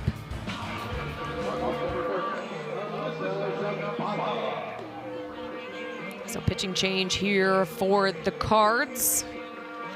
Bringing in the senior from Miami, Florida. Alyssa Zabala. No, I really like this change, and the reason I like it is because the message that it sends to your team from the coaching staff, and it says, we know you're coming back because you're not bringing out your ace, your best pitcher who's going to throw tomorrow if you don't think your offense can put you right back on top. So the message that it sends isn't lost on this team and this dugout. They understand there are expectations, and they have the belief of the coaching staff. It would have been a lot easier to potentially roll out another arm. They have plenty of them in the bullpen, but this is make or break right here. You've got an opportunity to shut down a Stanford offense, and you have to, because they have been so potent. Zabala is your best chance to do that, and that's how Louisville is going to roll here. And a little bit more about her. She's going to be in the mid-60s, a little more velocity than we've seen in the last couple of arms, and she will work all quadrants, curveball, screwball, rise ball. Changeup is a lot better. It's gotten better every year. Look for her to go right at these hitters. She gave up a couple runs early yesterday, so she's got a chance here as we roll back to the top of the lineup with Taryn Kern.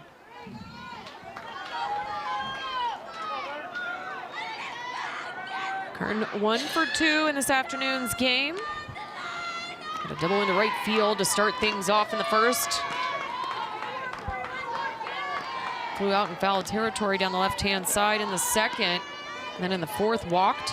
Scored both times she's been aboard.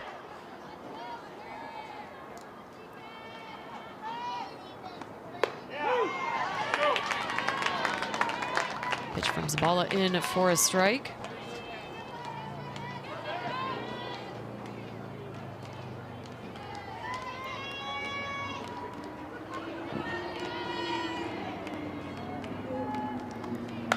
The off speed is skied to the right-hand side, back at the fence, and over the shoulder was Jordan Williams.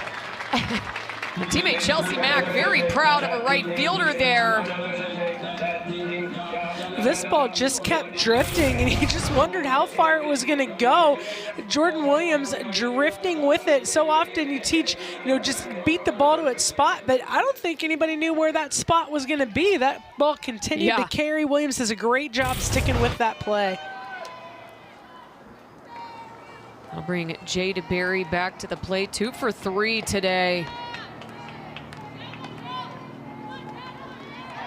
I think you would have told the Stanford team, okay, you're going to have 9 runs on the board, and Taryn Kern will be up 4 times by the 5th inning. They'd be loving it, but yet, this continues to be a really tightly contested matchup.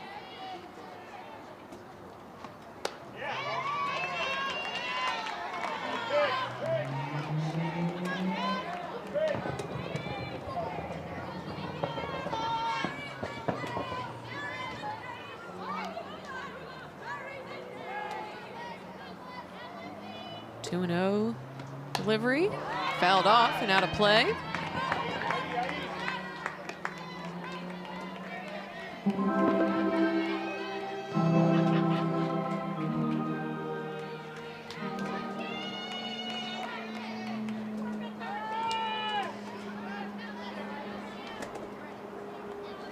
Now the 2-1 is in the dirt.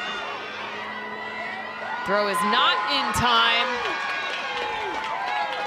So Ava Gall able to advance 60 feet into scoring territory. That one just bouncing outside the reach of Despiny. She's done such a great job of being a wall back there. She's gotten her work the last couple of days. Unable to keep that one close to her. 3-1. Dead ball there. Pushed to full count. First stolen base of the season for Ava Gall.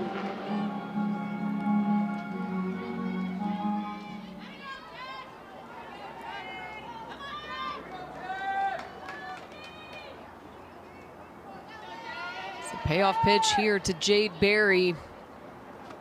A swing and a miss there, and a huge punch out for Alyssa Zabala to get that third out. The Cards grabbing their bats. It's 4, 5, and 6 due up for Louisville. Coming up next.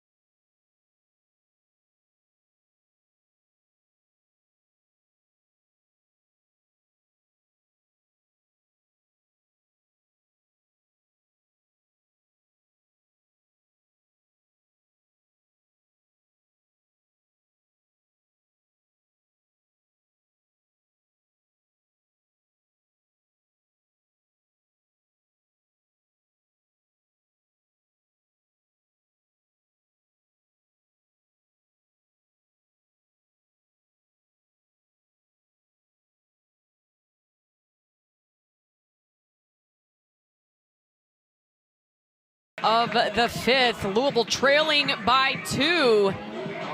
It's Bree Despines due up for the Cards. So Despines, Luckadoo, and Monroe will face Alyssa Houston in the circle for the Cardinal.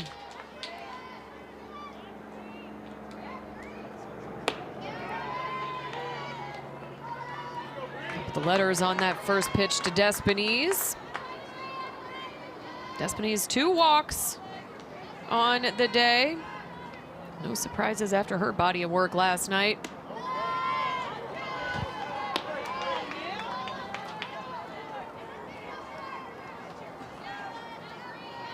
Call trying to get a little bit of information on that one.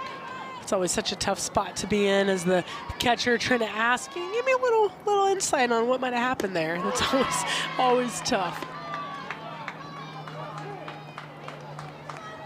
After confirming that Despines held up, 3-0 the count.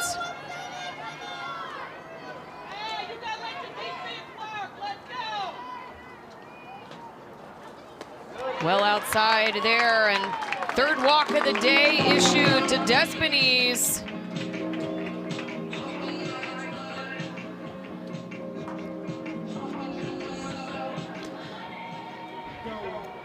Looks like that'll do it for Alyssa Houston.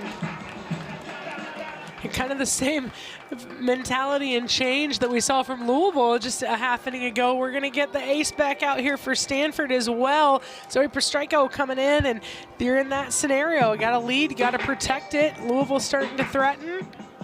Go to the big arm. The sophomore from Huntington Beach, California, Zoe Prostryko. This will be her 9th appearance. She's 5-2 on decisions.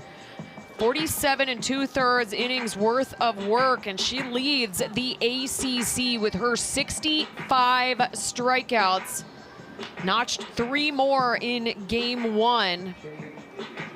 Did have 4 walks to her 3 strikeouts in the 24 batters that she faced last evening through 93 pitches. She's coming in to, hopefully for Jessica Allister, close this thing down.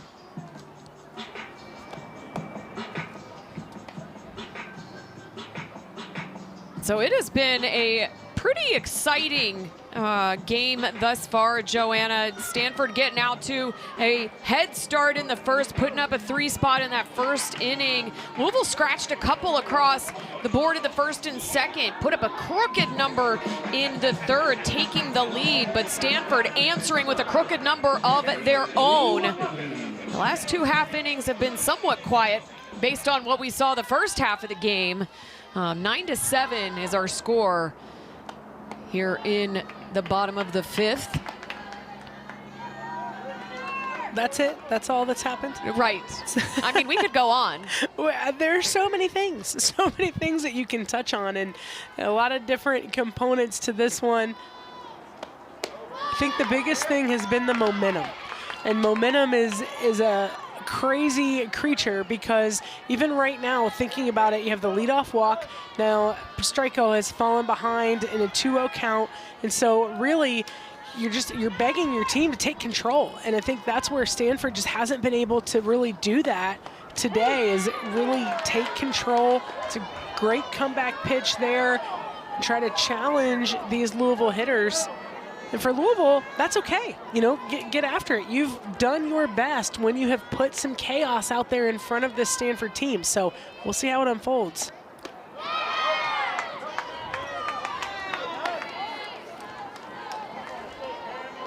That one missing. Hitters count here to Cameron Luckadoo. Despiny is a perfect 10 for 10 on stolen bases on this season.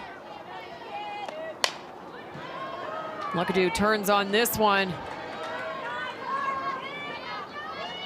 Full count now coming to Luckadoo. See, hands straight to the ball is what she's focused on instead of turning on that one. Deep breath there for the junior.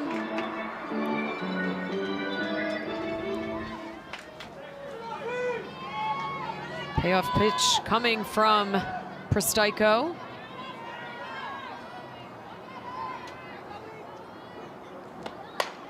Again, turns on this one.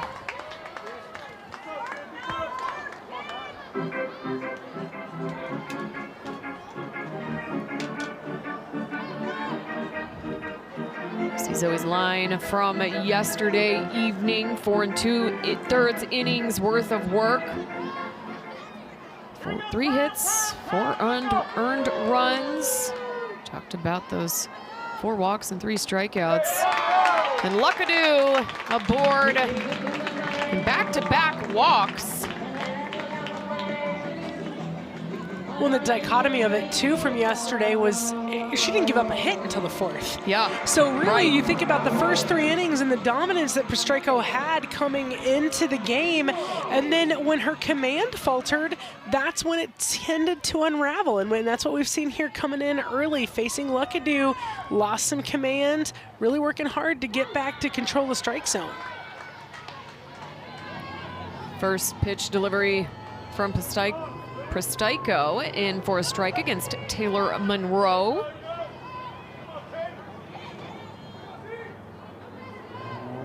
Monroe 1 for 1, looks to lay that bunt down, does just that. Fielding her position well as Pstrejko gets it over to Addison Shepard, covering first base. A sac bunt will advance both the base runners into scoring position.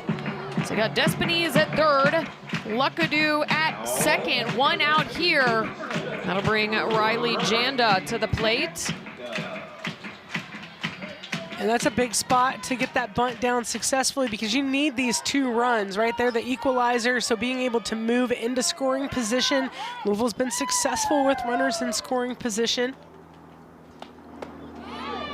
Their team speed lends itself to that, right? It's not a stretch to score from second on a single if you have the speed that Louisville does. Janda 0 for 2 this afternoon's game. Ground out and pop up to her body of work. Down in the zone, a 2-0, the count to Janda.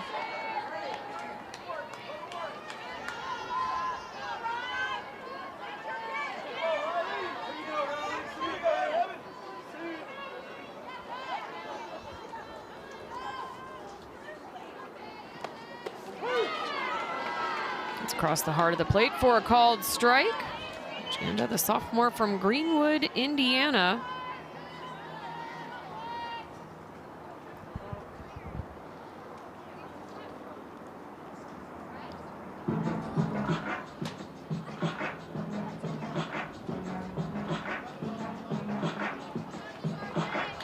Coach Allister coming back out for another change. I'm don't know if we have a tally right now on substitutions and defensive swaps and pitching changes, and we've been busy up here. My scorebook is a mess. I will tell you that, Joanna. It is an absolute mess.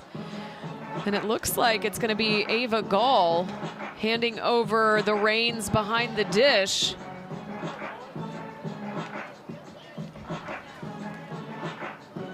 Well, you'd asked earlier about pitcher-catcher combinations, right? And what maybe that might mean and how some different things work. And this could be one of those instances when you want to give a different receiving target, or you want to try to have some type of change in that battery.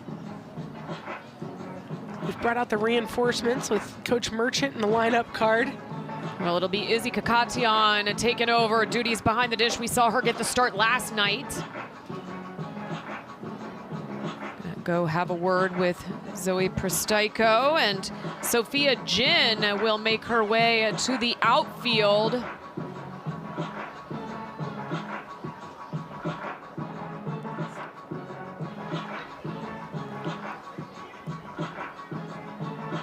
You see assistant coach Jessica Merchant there, the Jessica Mendoza assistant coach. I love that. But check out this crew. This is the Merchant family. So you've got no shortage of 20 plus Merchants in the house. They came out in droves from Michigan.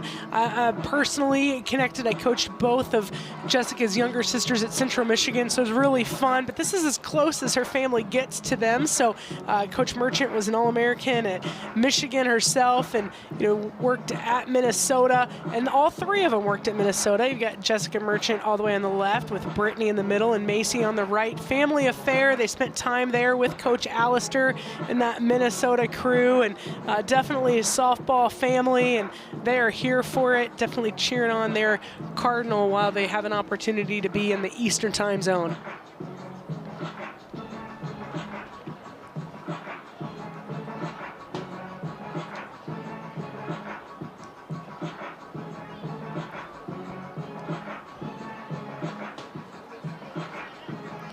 Taryn Kern back in right field now. Sophia Jin in center field. Kira Chan in left field. So Kanamitas back at first base.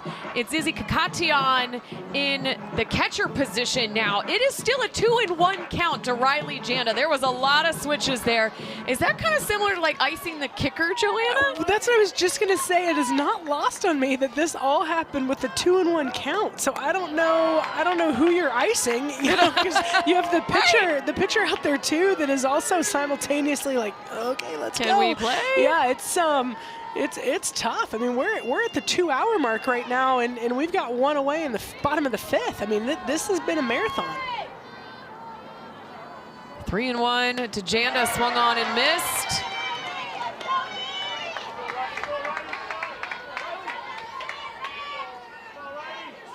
Friendly reminder, it's Bree Despines and Cameron Luckadoo on the base paths for the Cardinals.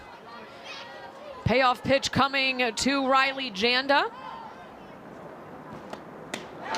And a big punch out, number 66 on the season for Zoe Pristyko.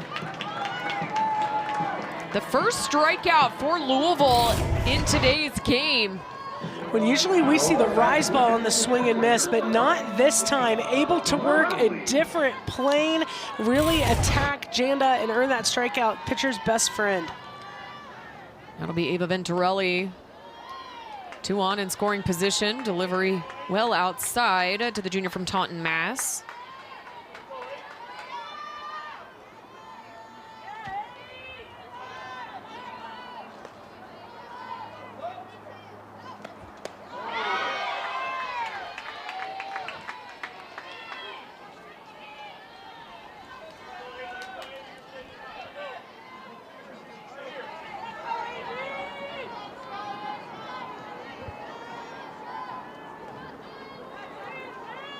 Two 2-0 to Venturelli. That might be one of the best pitches she's going to see from Pristyko.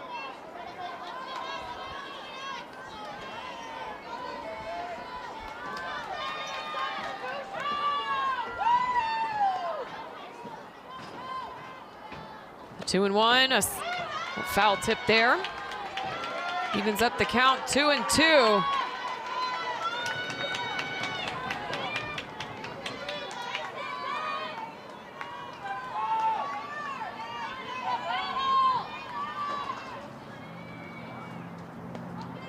It's a big pressure pitch here. A swing and a miss, and back-to-back punch-outs for Pristaico. And you talk about a pretty clutch pitcher coming in. Back-to-back Ks, the first strikeouts of the game for the Cardinals offense, and it's Zoe Pristaico getting 66 and 67 on the season. All right, we're gonna head to the 6th after this.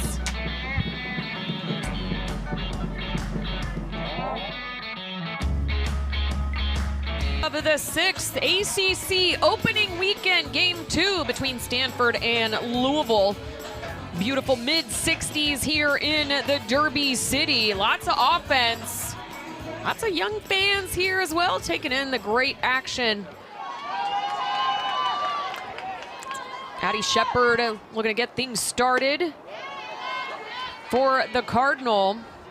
Alyssa Zabala, pitcher number 4 being used by the Cardinals staff.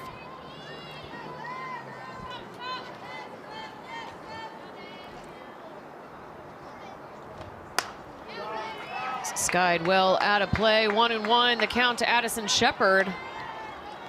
You know, we talk a lot about the ACC and how deep it is, and there are just a lot of pros and cons to the mega conferences, but one thing that's amazing is having an opportunity to see so many different teams. You look at some of these young athletes that come to watch and have the ability to see Stanford come to Louisville, or have the ability to see a UCLA go to Purdue, or whatever it might be. I think it's so great for the game, the growth of the game. And you know, the other thing these coaches do, you're going to see Stanford go play at Cal Poly, or you're going to see them play, you know, if it's Louisville going to Eastern Kentucky, and just continuing to grow the grassroots part of the game. It's a big thing.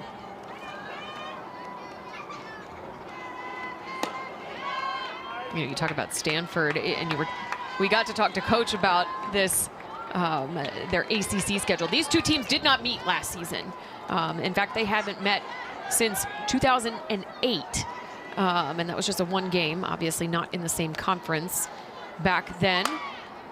So this is fouled out of play.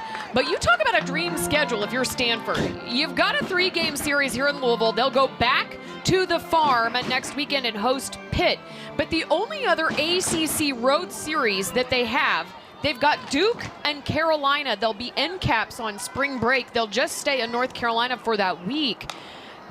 Those are their only two ACC road series, you know, stints, if you will. It's huge, and you have to think about how taxing it is to do what they're doing right now this weekend, right? So it's midterms for them. I was able to confirm that earlier. They're in midterms, kind of hard school, right? Kind of high stress. Kinda. And so you're in midterms, and you're going to fly west to east and play a 3-game series, not charter, by the way, commercial flight. You know, there's very little rest, and it is difficult. And I think we lose that sometimes. We think about, oh, in football, you know, they play 1 game on a Saturday, they charter, no, the science of rest and recovery and what the wear and tear is taking on these athletes, it's a big thing. So I am sure when they looked at that schedule, they thought, thank you so much for this gift, and may we treat it well. And also, I don't necessarily want to look forward to their schedule next year. I feel like it might be the flip side of that. Another 2-2 drilled in. Shallow right center field. Jordan Williams able to get the one hopper. Nice at bat there by Addison Shepard. Yeah, she definitely has that confidence we talked about yesterday quite a bit. Her coaches say it's kind of that superpower, you know, it's endless confidence, but that at-bat is a higher IQ than what you would think for a freshman in February. I mean, she just has done so well, and you know, we're going to see that National Freshman of the Year award, NFCA watch list coming out soon. I have no doubt she'll be on that.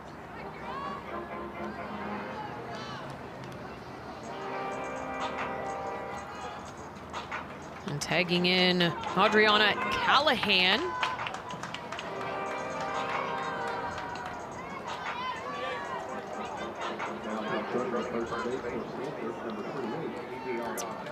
Kira Chan at the plate for the Cardinal.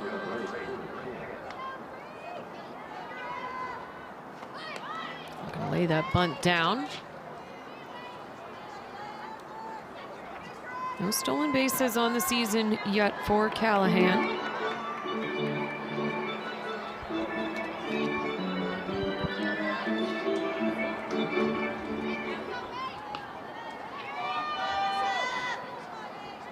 Kira Chan having quite a day, 2 for 3.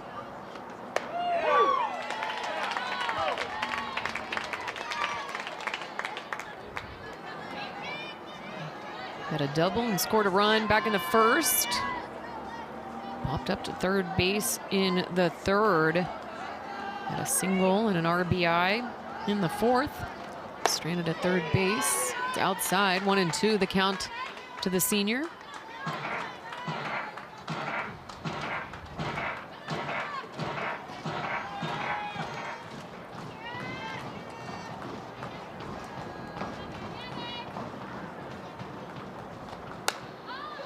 On the hands, lifted to left field and dropped by Madison Pickens.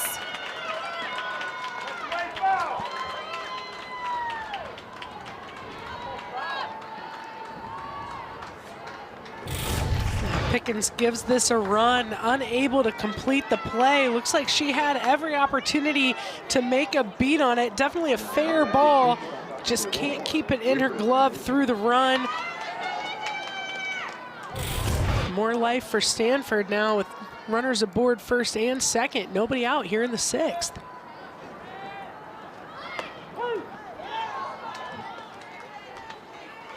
First pitch in to Mailer, called strike.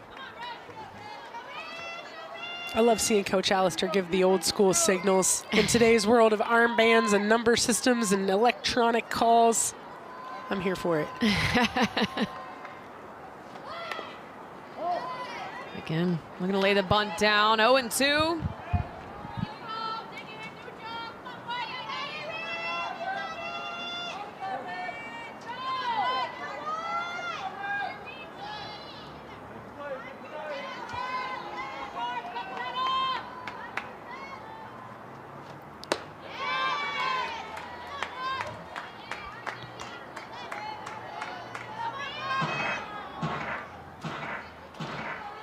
Mailer 1 for 3 this afternoon's game.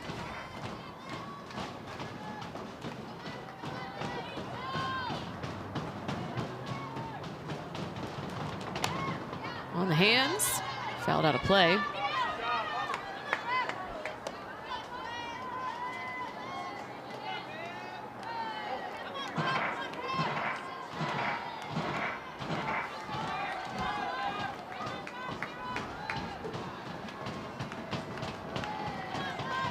Another 1-2 coming from Zabala. Sent to right at Luckadoo. Steps on first base. Route number 1.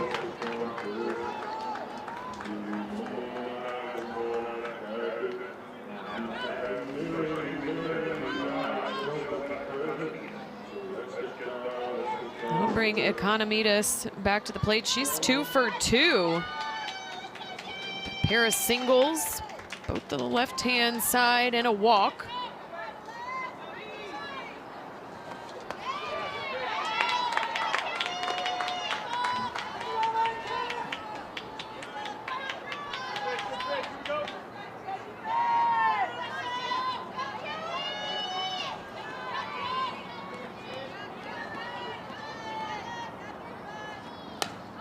This is Sky to center field.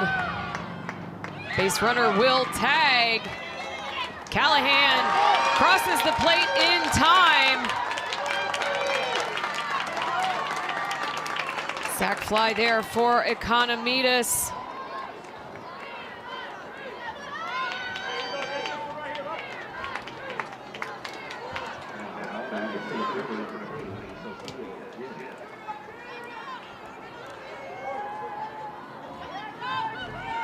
So 2 outs here. Now it's Sophia Jin. freshman from Danville, California. Came in a pinch run last night, stayed in left field for game 1.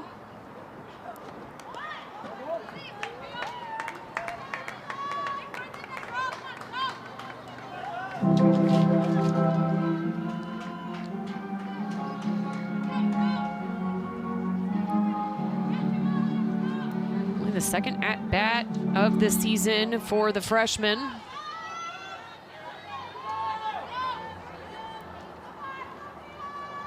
One and one to Jen.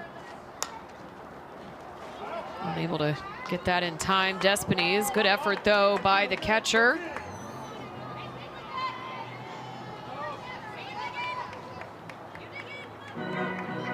Jen starting in the middle of the batter's box. Usually you see that traditional lefty footwork. They're much deeper in the batter's box. She's got her, back foot kind of even with that point of the plate.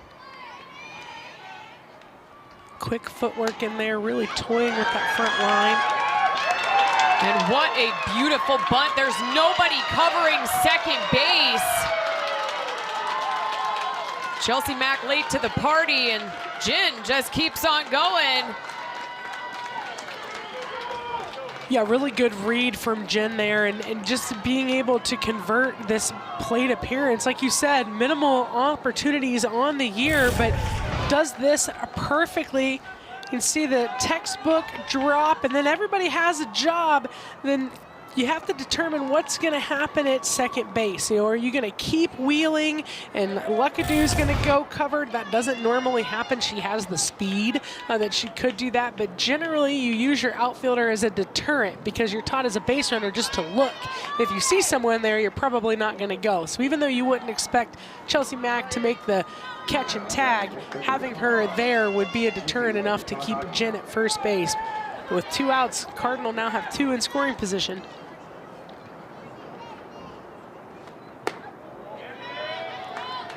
So it's Kira Chan at third.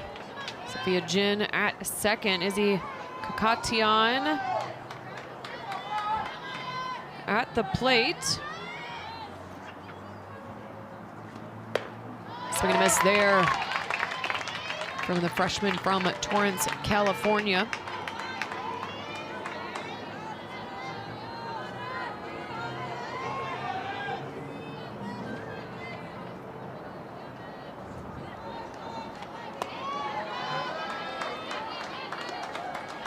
Two and one, the count from Zabala.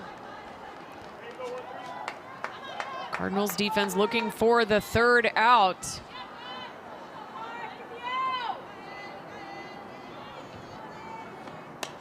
In on the hands. And well caught by a fan right in front of us here in the press box. I thought you were going to have a chance to I come know, out of I retirement. got so excited. Yeah, but I thought you were going to have a chance. I'm not trying to fall out the window, though. At least not today. Well, hold your feet. You'll be fine. Okay, perfect.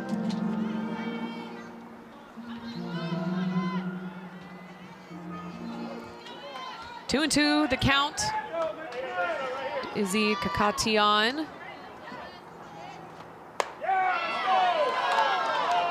Just on the outside part of the plate. Pretty spot there from Alyssa Zabala. Full count now.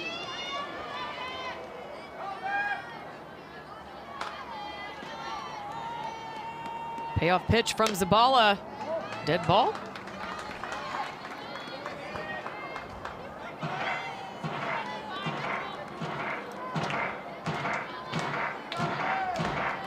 Kakatian looking for her first hit of the series. Went 0 for 3 last night.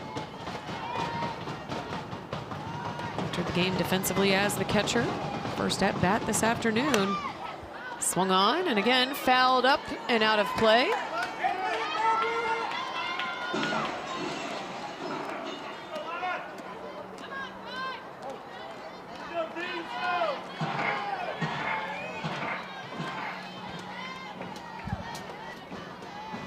Another payoff pitch from Zabala. High. And bases are loaded.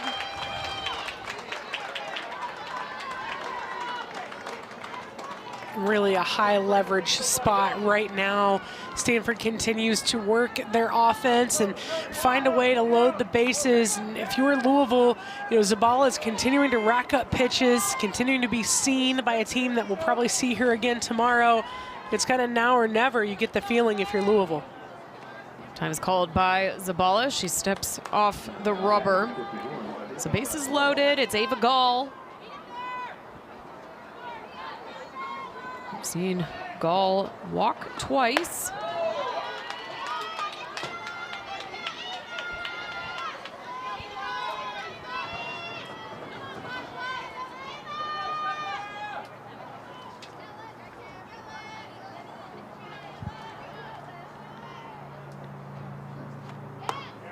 Catching the inside part of the plate there for Zabala, 1-1.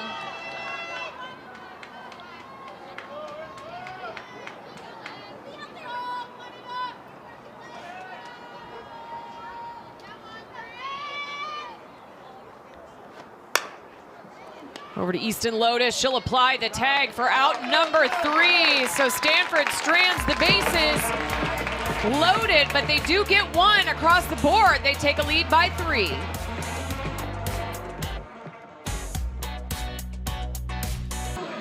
Stanford looking to close this one out. Make it a rubber match tomorrow for a fun little nightcap on the ACC network. Jordan Williams facing Zoe Pristaiko in the circle.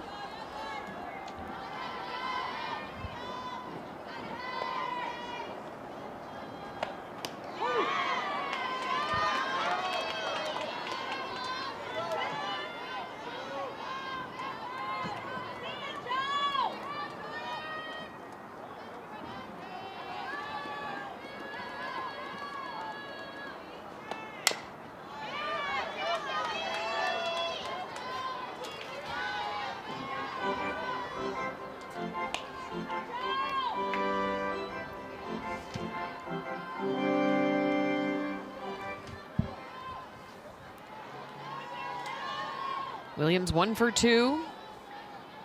Ground out to third base in her first plate appearance, and a strikeout there for Pristaiko.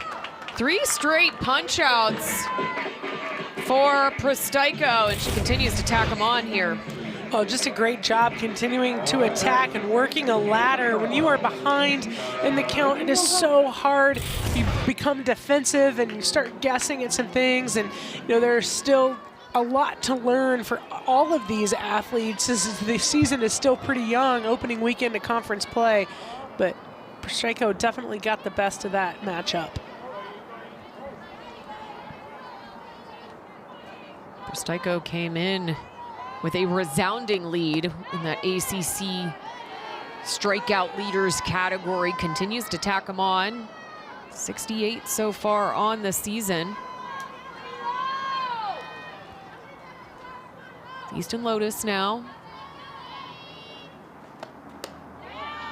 Missing on the outside part of the plate.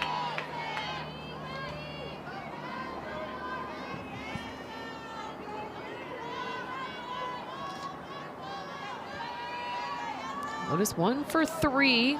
Pair of ground outs. Did find a single to get things started in the third. Found the gap on the left-hand side. Able to score a run, get that scoring started. Big crooked number that Louisville put up in the bottom of the third. Well ahead in the count here, 3-0 to Pristaiko. That's in for a called strike.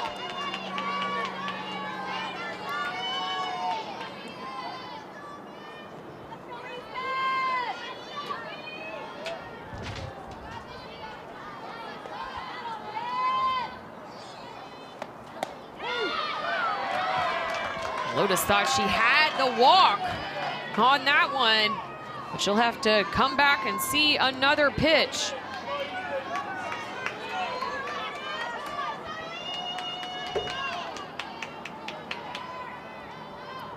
The payoff pitch to Lotus, swung on, and again finding that gap. No play there by River Mailer. Nice play there by number 12 for the Cards. And they're going to call Lotus out here, and I'm guessing it's going to be positioning in the box. Coach Allister coming out of the dugout right away, calling it as well. Looks like we're going to have a conversation here with Coach April.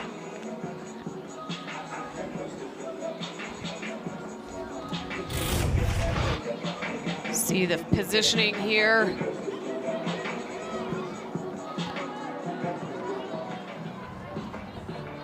Tough to see from that first angle here. Yep, and this is what you're going to want to look at. It's the positioning in front of the plate or parallel to the plate on that crossover step that got Lotus. And, you know, that's something that the umpire can see a little bit easier than out in front if that foot comes in front of the home plate's umpire's eye line. There's no line there, makes it a little bit difficult, but Stanford escapes with that one. That was a good at bat from Lotus, especially the way she came back after thinking she had ball 4 forced back into the box, and that's the what you want to see. Not giving up on the at bat, continuing to push through, just unable to capitalize with the footwork. Well, a different scenario here for Chelsea Mack. No base runners on, 2 outs. Shift is on yet again.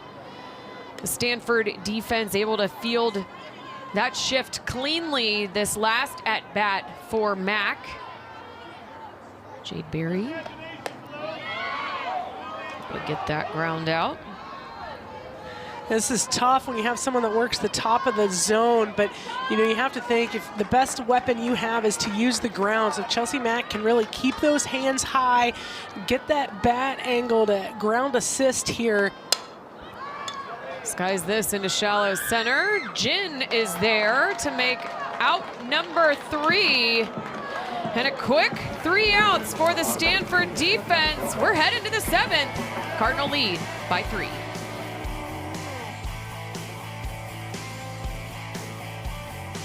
Rubber match tomorrow evening. It's a 6 p.m. first pitch on the ACC network.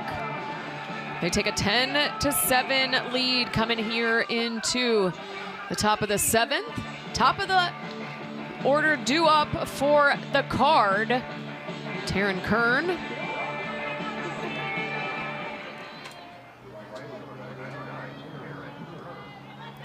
Her 5th plate appearance in this afternoon's game.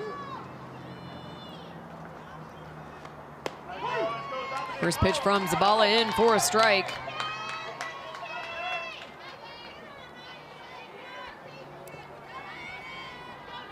Big deep breath there from the senior from San Jose, California. 1 for 3 on the day, has scored twice.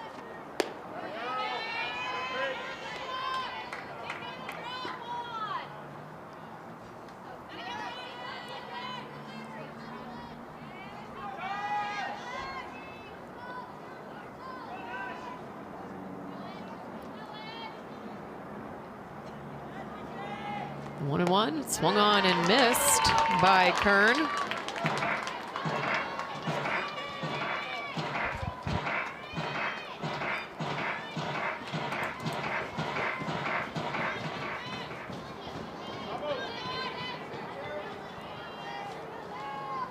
The 1-2 from Zabala. Taylor Monroe fields it cleanly, gets it over to Luckadoo and retires Kern. 1 out for the Cardinals defense.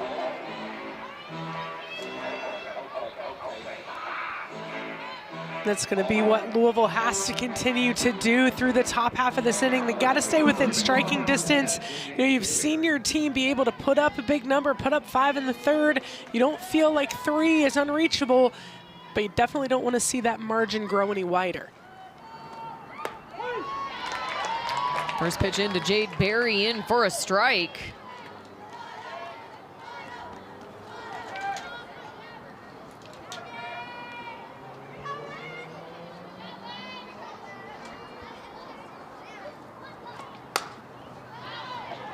This is well out of play.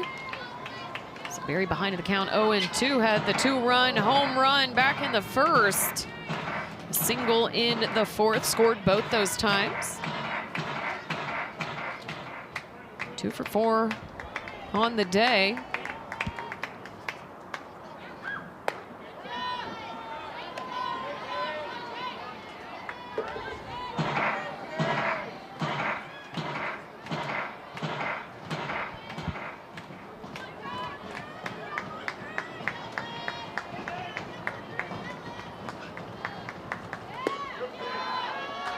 Low and inside, 2-2 the count.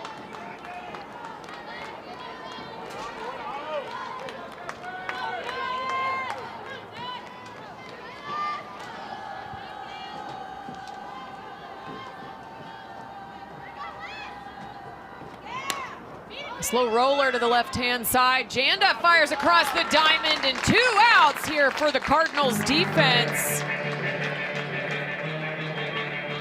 Rolling back-to-back ground balls.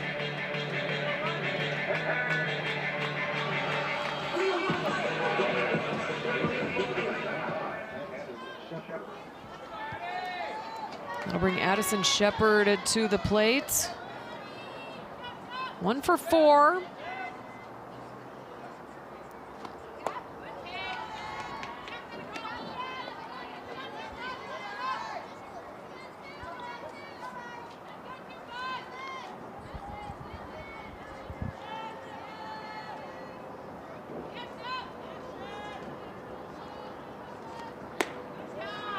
Missing upstairs, 2-0 the count to Shepard. Shepard with a strikeout and a pop-up in the first and the third. Reached on a fielder's choice and scored a run in the fourth. Had a single, and was lifted for a pinch runner, who did score in the sixth. Turns on this one on a rope, but well foul.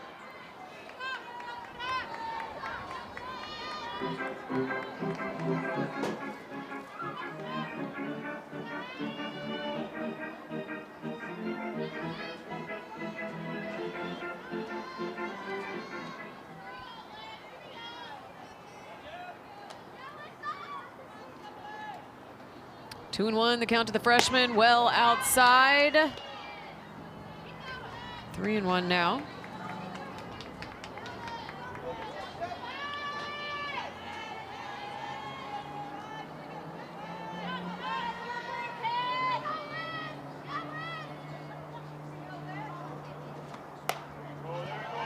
Turns on this inside pitch. Again, sent foul.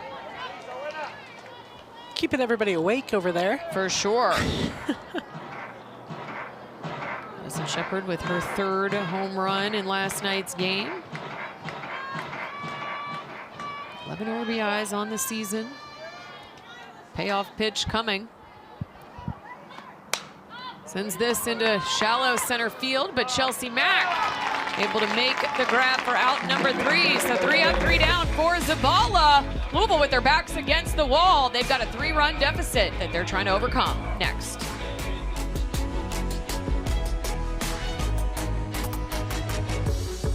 Extra, Louisville and Stanford going toe-to-toe here, but Stanford takes the lead into the bottom of the 7th. So Louisville with their backs against the wall. They've got Pickens, Despines, and Luckadoo, the heart of their lineup, due up, but they're taking on Zoe Pristyko, who has been very precise. A good outing for Pristyko thus far. She has been great. She started great yesterday, and you have to think for her right now, there's so much power in being able to close this game. Yeah. That's where the deficit came yesterday, went off the rails a little bit. So for her, being able to continue commanding the strike zone, minimizing the hard hit balls, strikeouts are great, but right now you just want to find a way to get 3 quick outs, put your team in a position to pick up this first ACC win. So some defensive changes are being worked through. You see Taryn Kern back at first base for the Cardinal.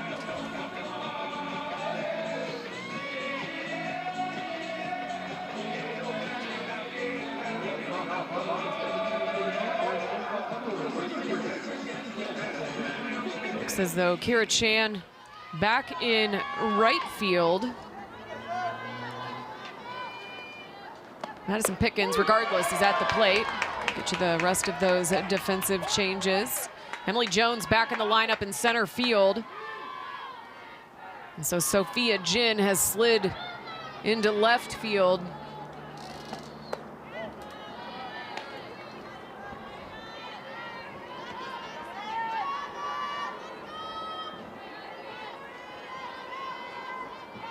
Coach Ellister has really been keeping us on our toes.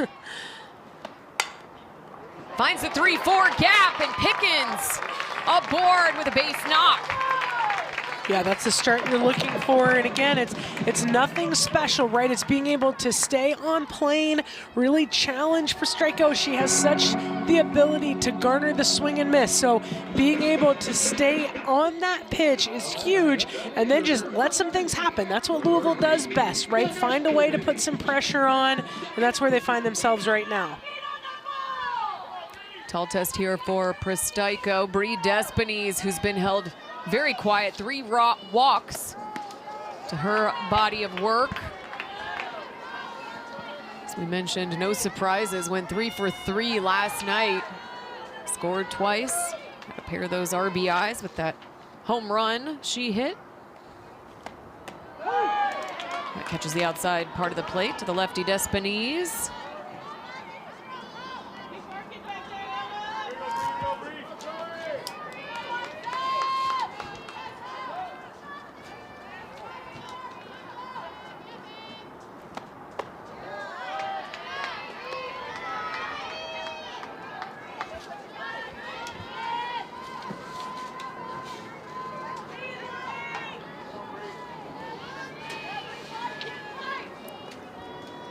The 2-1 to Despines. Swung on, fouled off.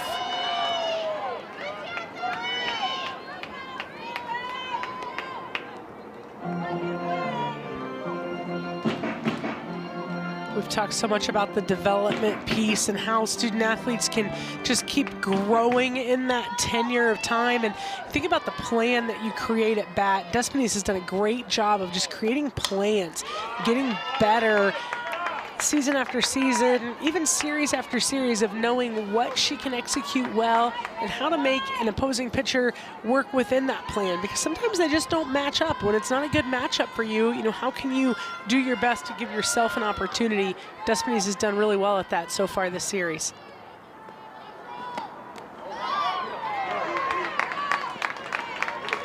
Pickens advancing into scoring position. That drop ball from Kakatian.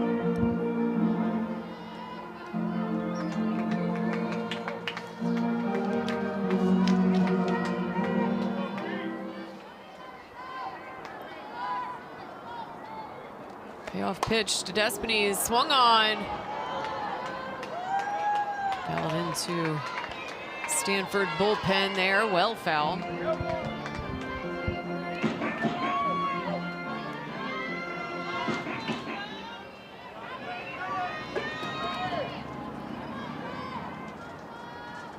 Another payoff pitch coming. Prostryko says no to that pitch. Goes for the next one. And again, that ball is in the dirt.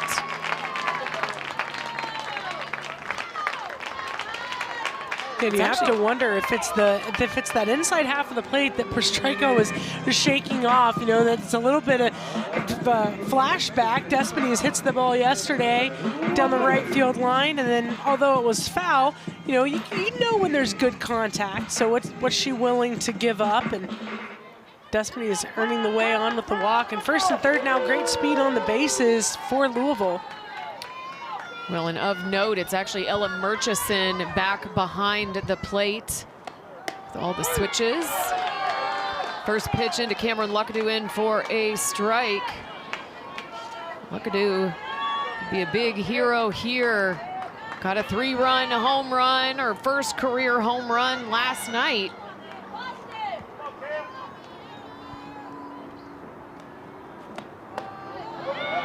Well inside there, 1-1 the count to Luckadoo. Luckadoo 0 for 1.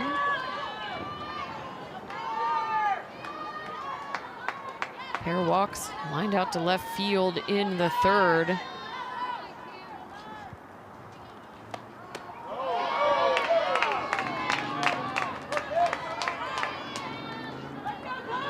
Hold back on that one, 2-1 the count.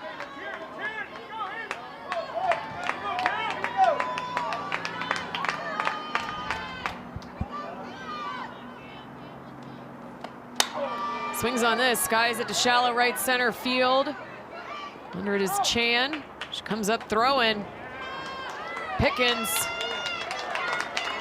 unable to get a good tag there. A little surprising on that. I thought for sure that would have been a no-doubter, and it looked like Pickens might have been trying to just draw the throw as much as possible to give Despines a little bit of time for work from first to second.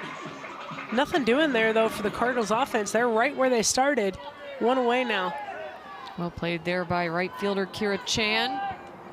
Now it's Taylor Monroe.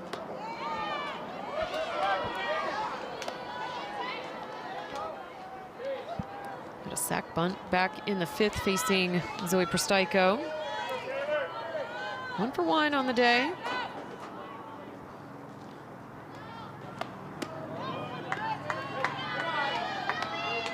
A single into left field in the 3rd.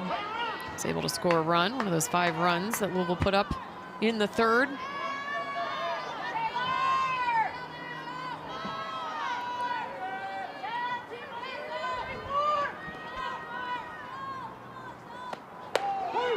It's in for a strike, 2-1, the count to Monroe. Again, it's Pickens and Despines on the corners for the Cards.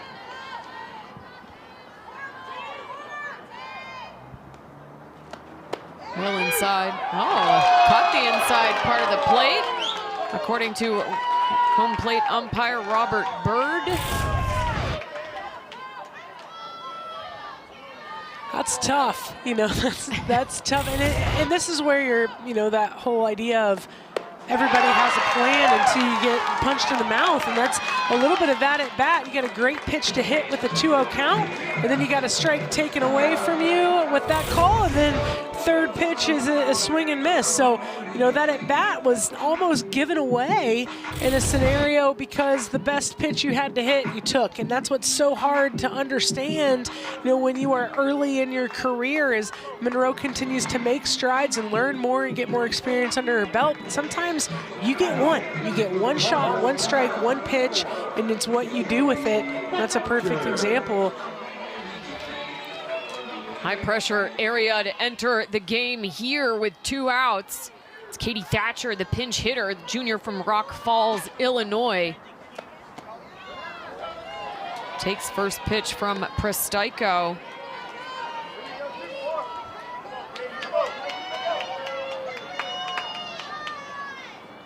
Thatcher 5 hits on 20 at-bats so far this season.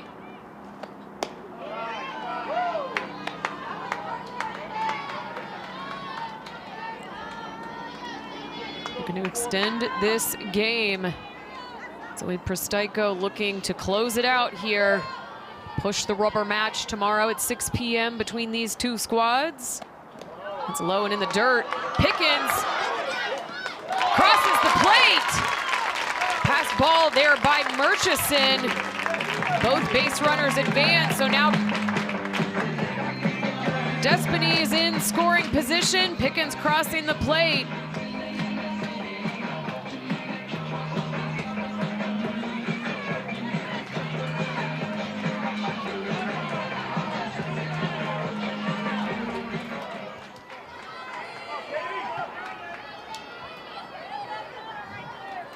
We know the count to Thatcher.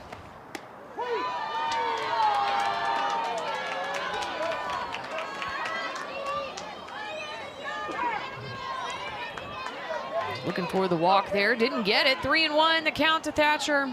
And Despines on second base. Presteico to close it out. Got her swinging on that pitch.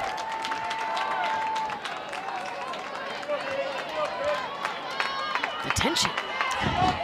Palpable. Palpable. All right, the payoff pitch coming to Katie Thatcher. Swung on, and a huge punch out for Presteico. What an outing by the pitcher to close it out for Stanford. Yeah, we saw both aces come back in the game as it went back and forth. Presteico really putting an exclamation point on something she was unable to do yesterday. Huge growth moment for her. Forces this into a winner-take-all grudge match tomorrow night.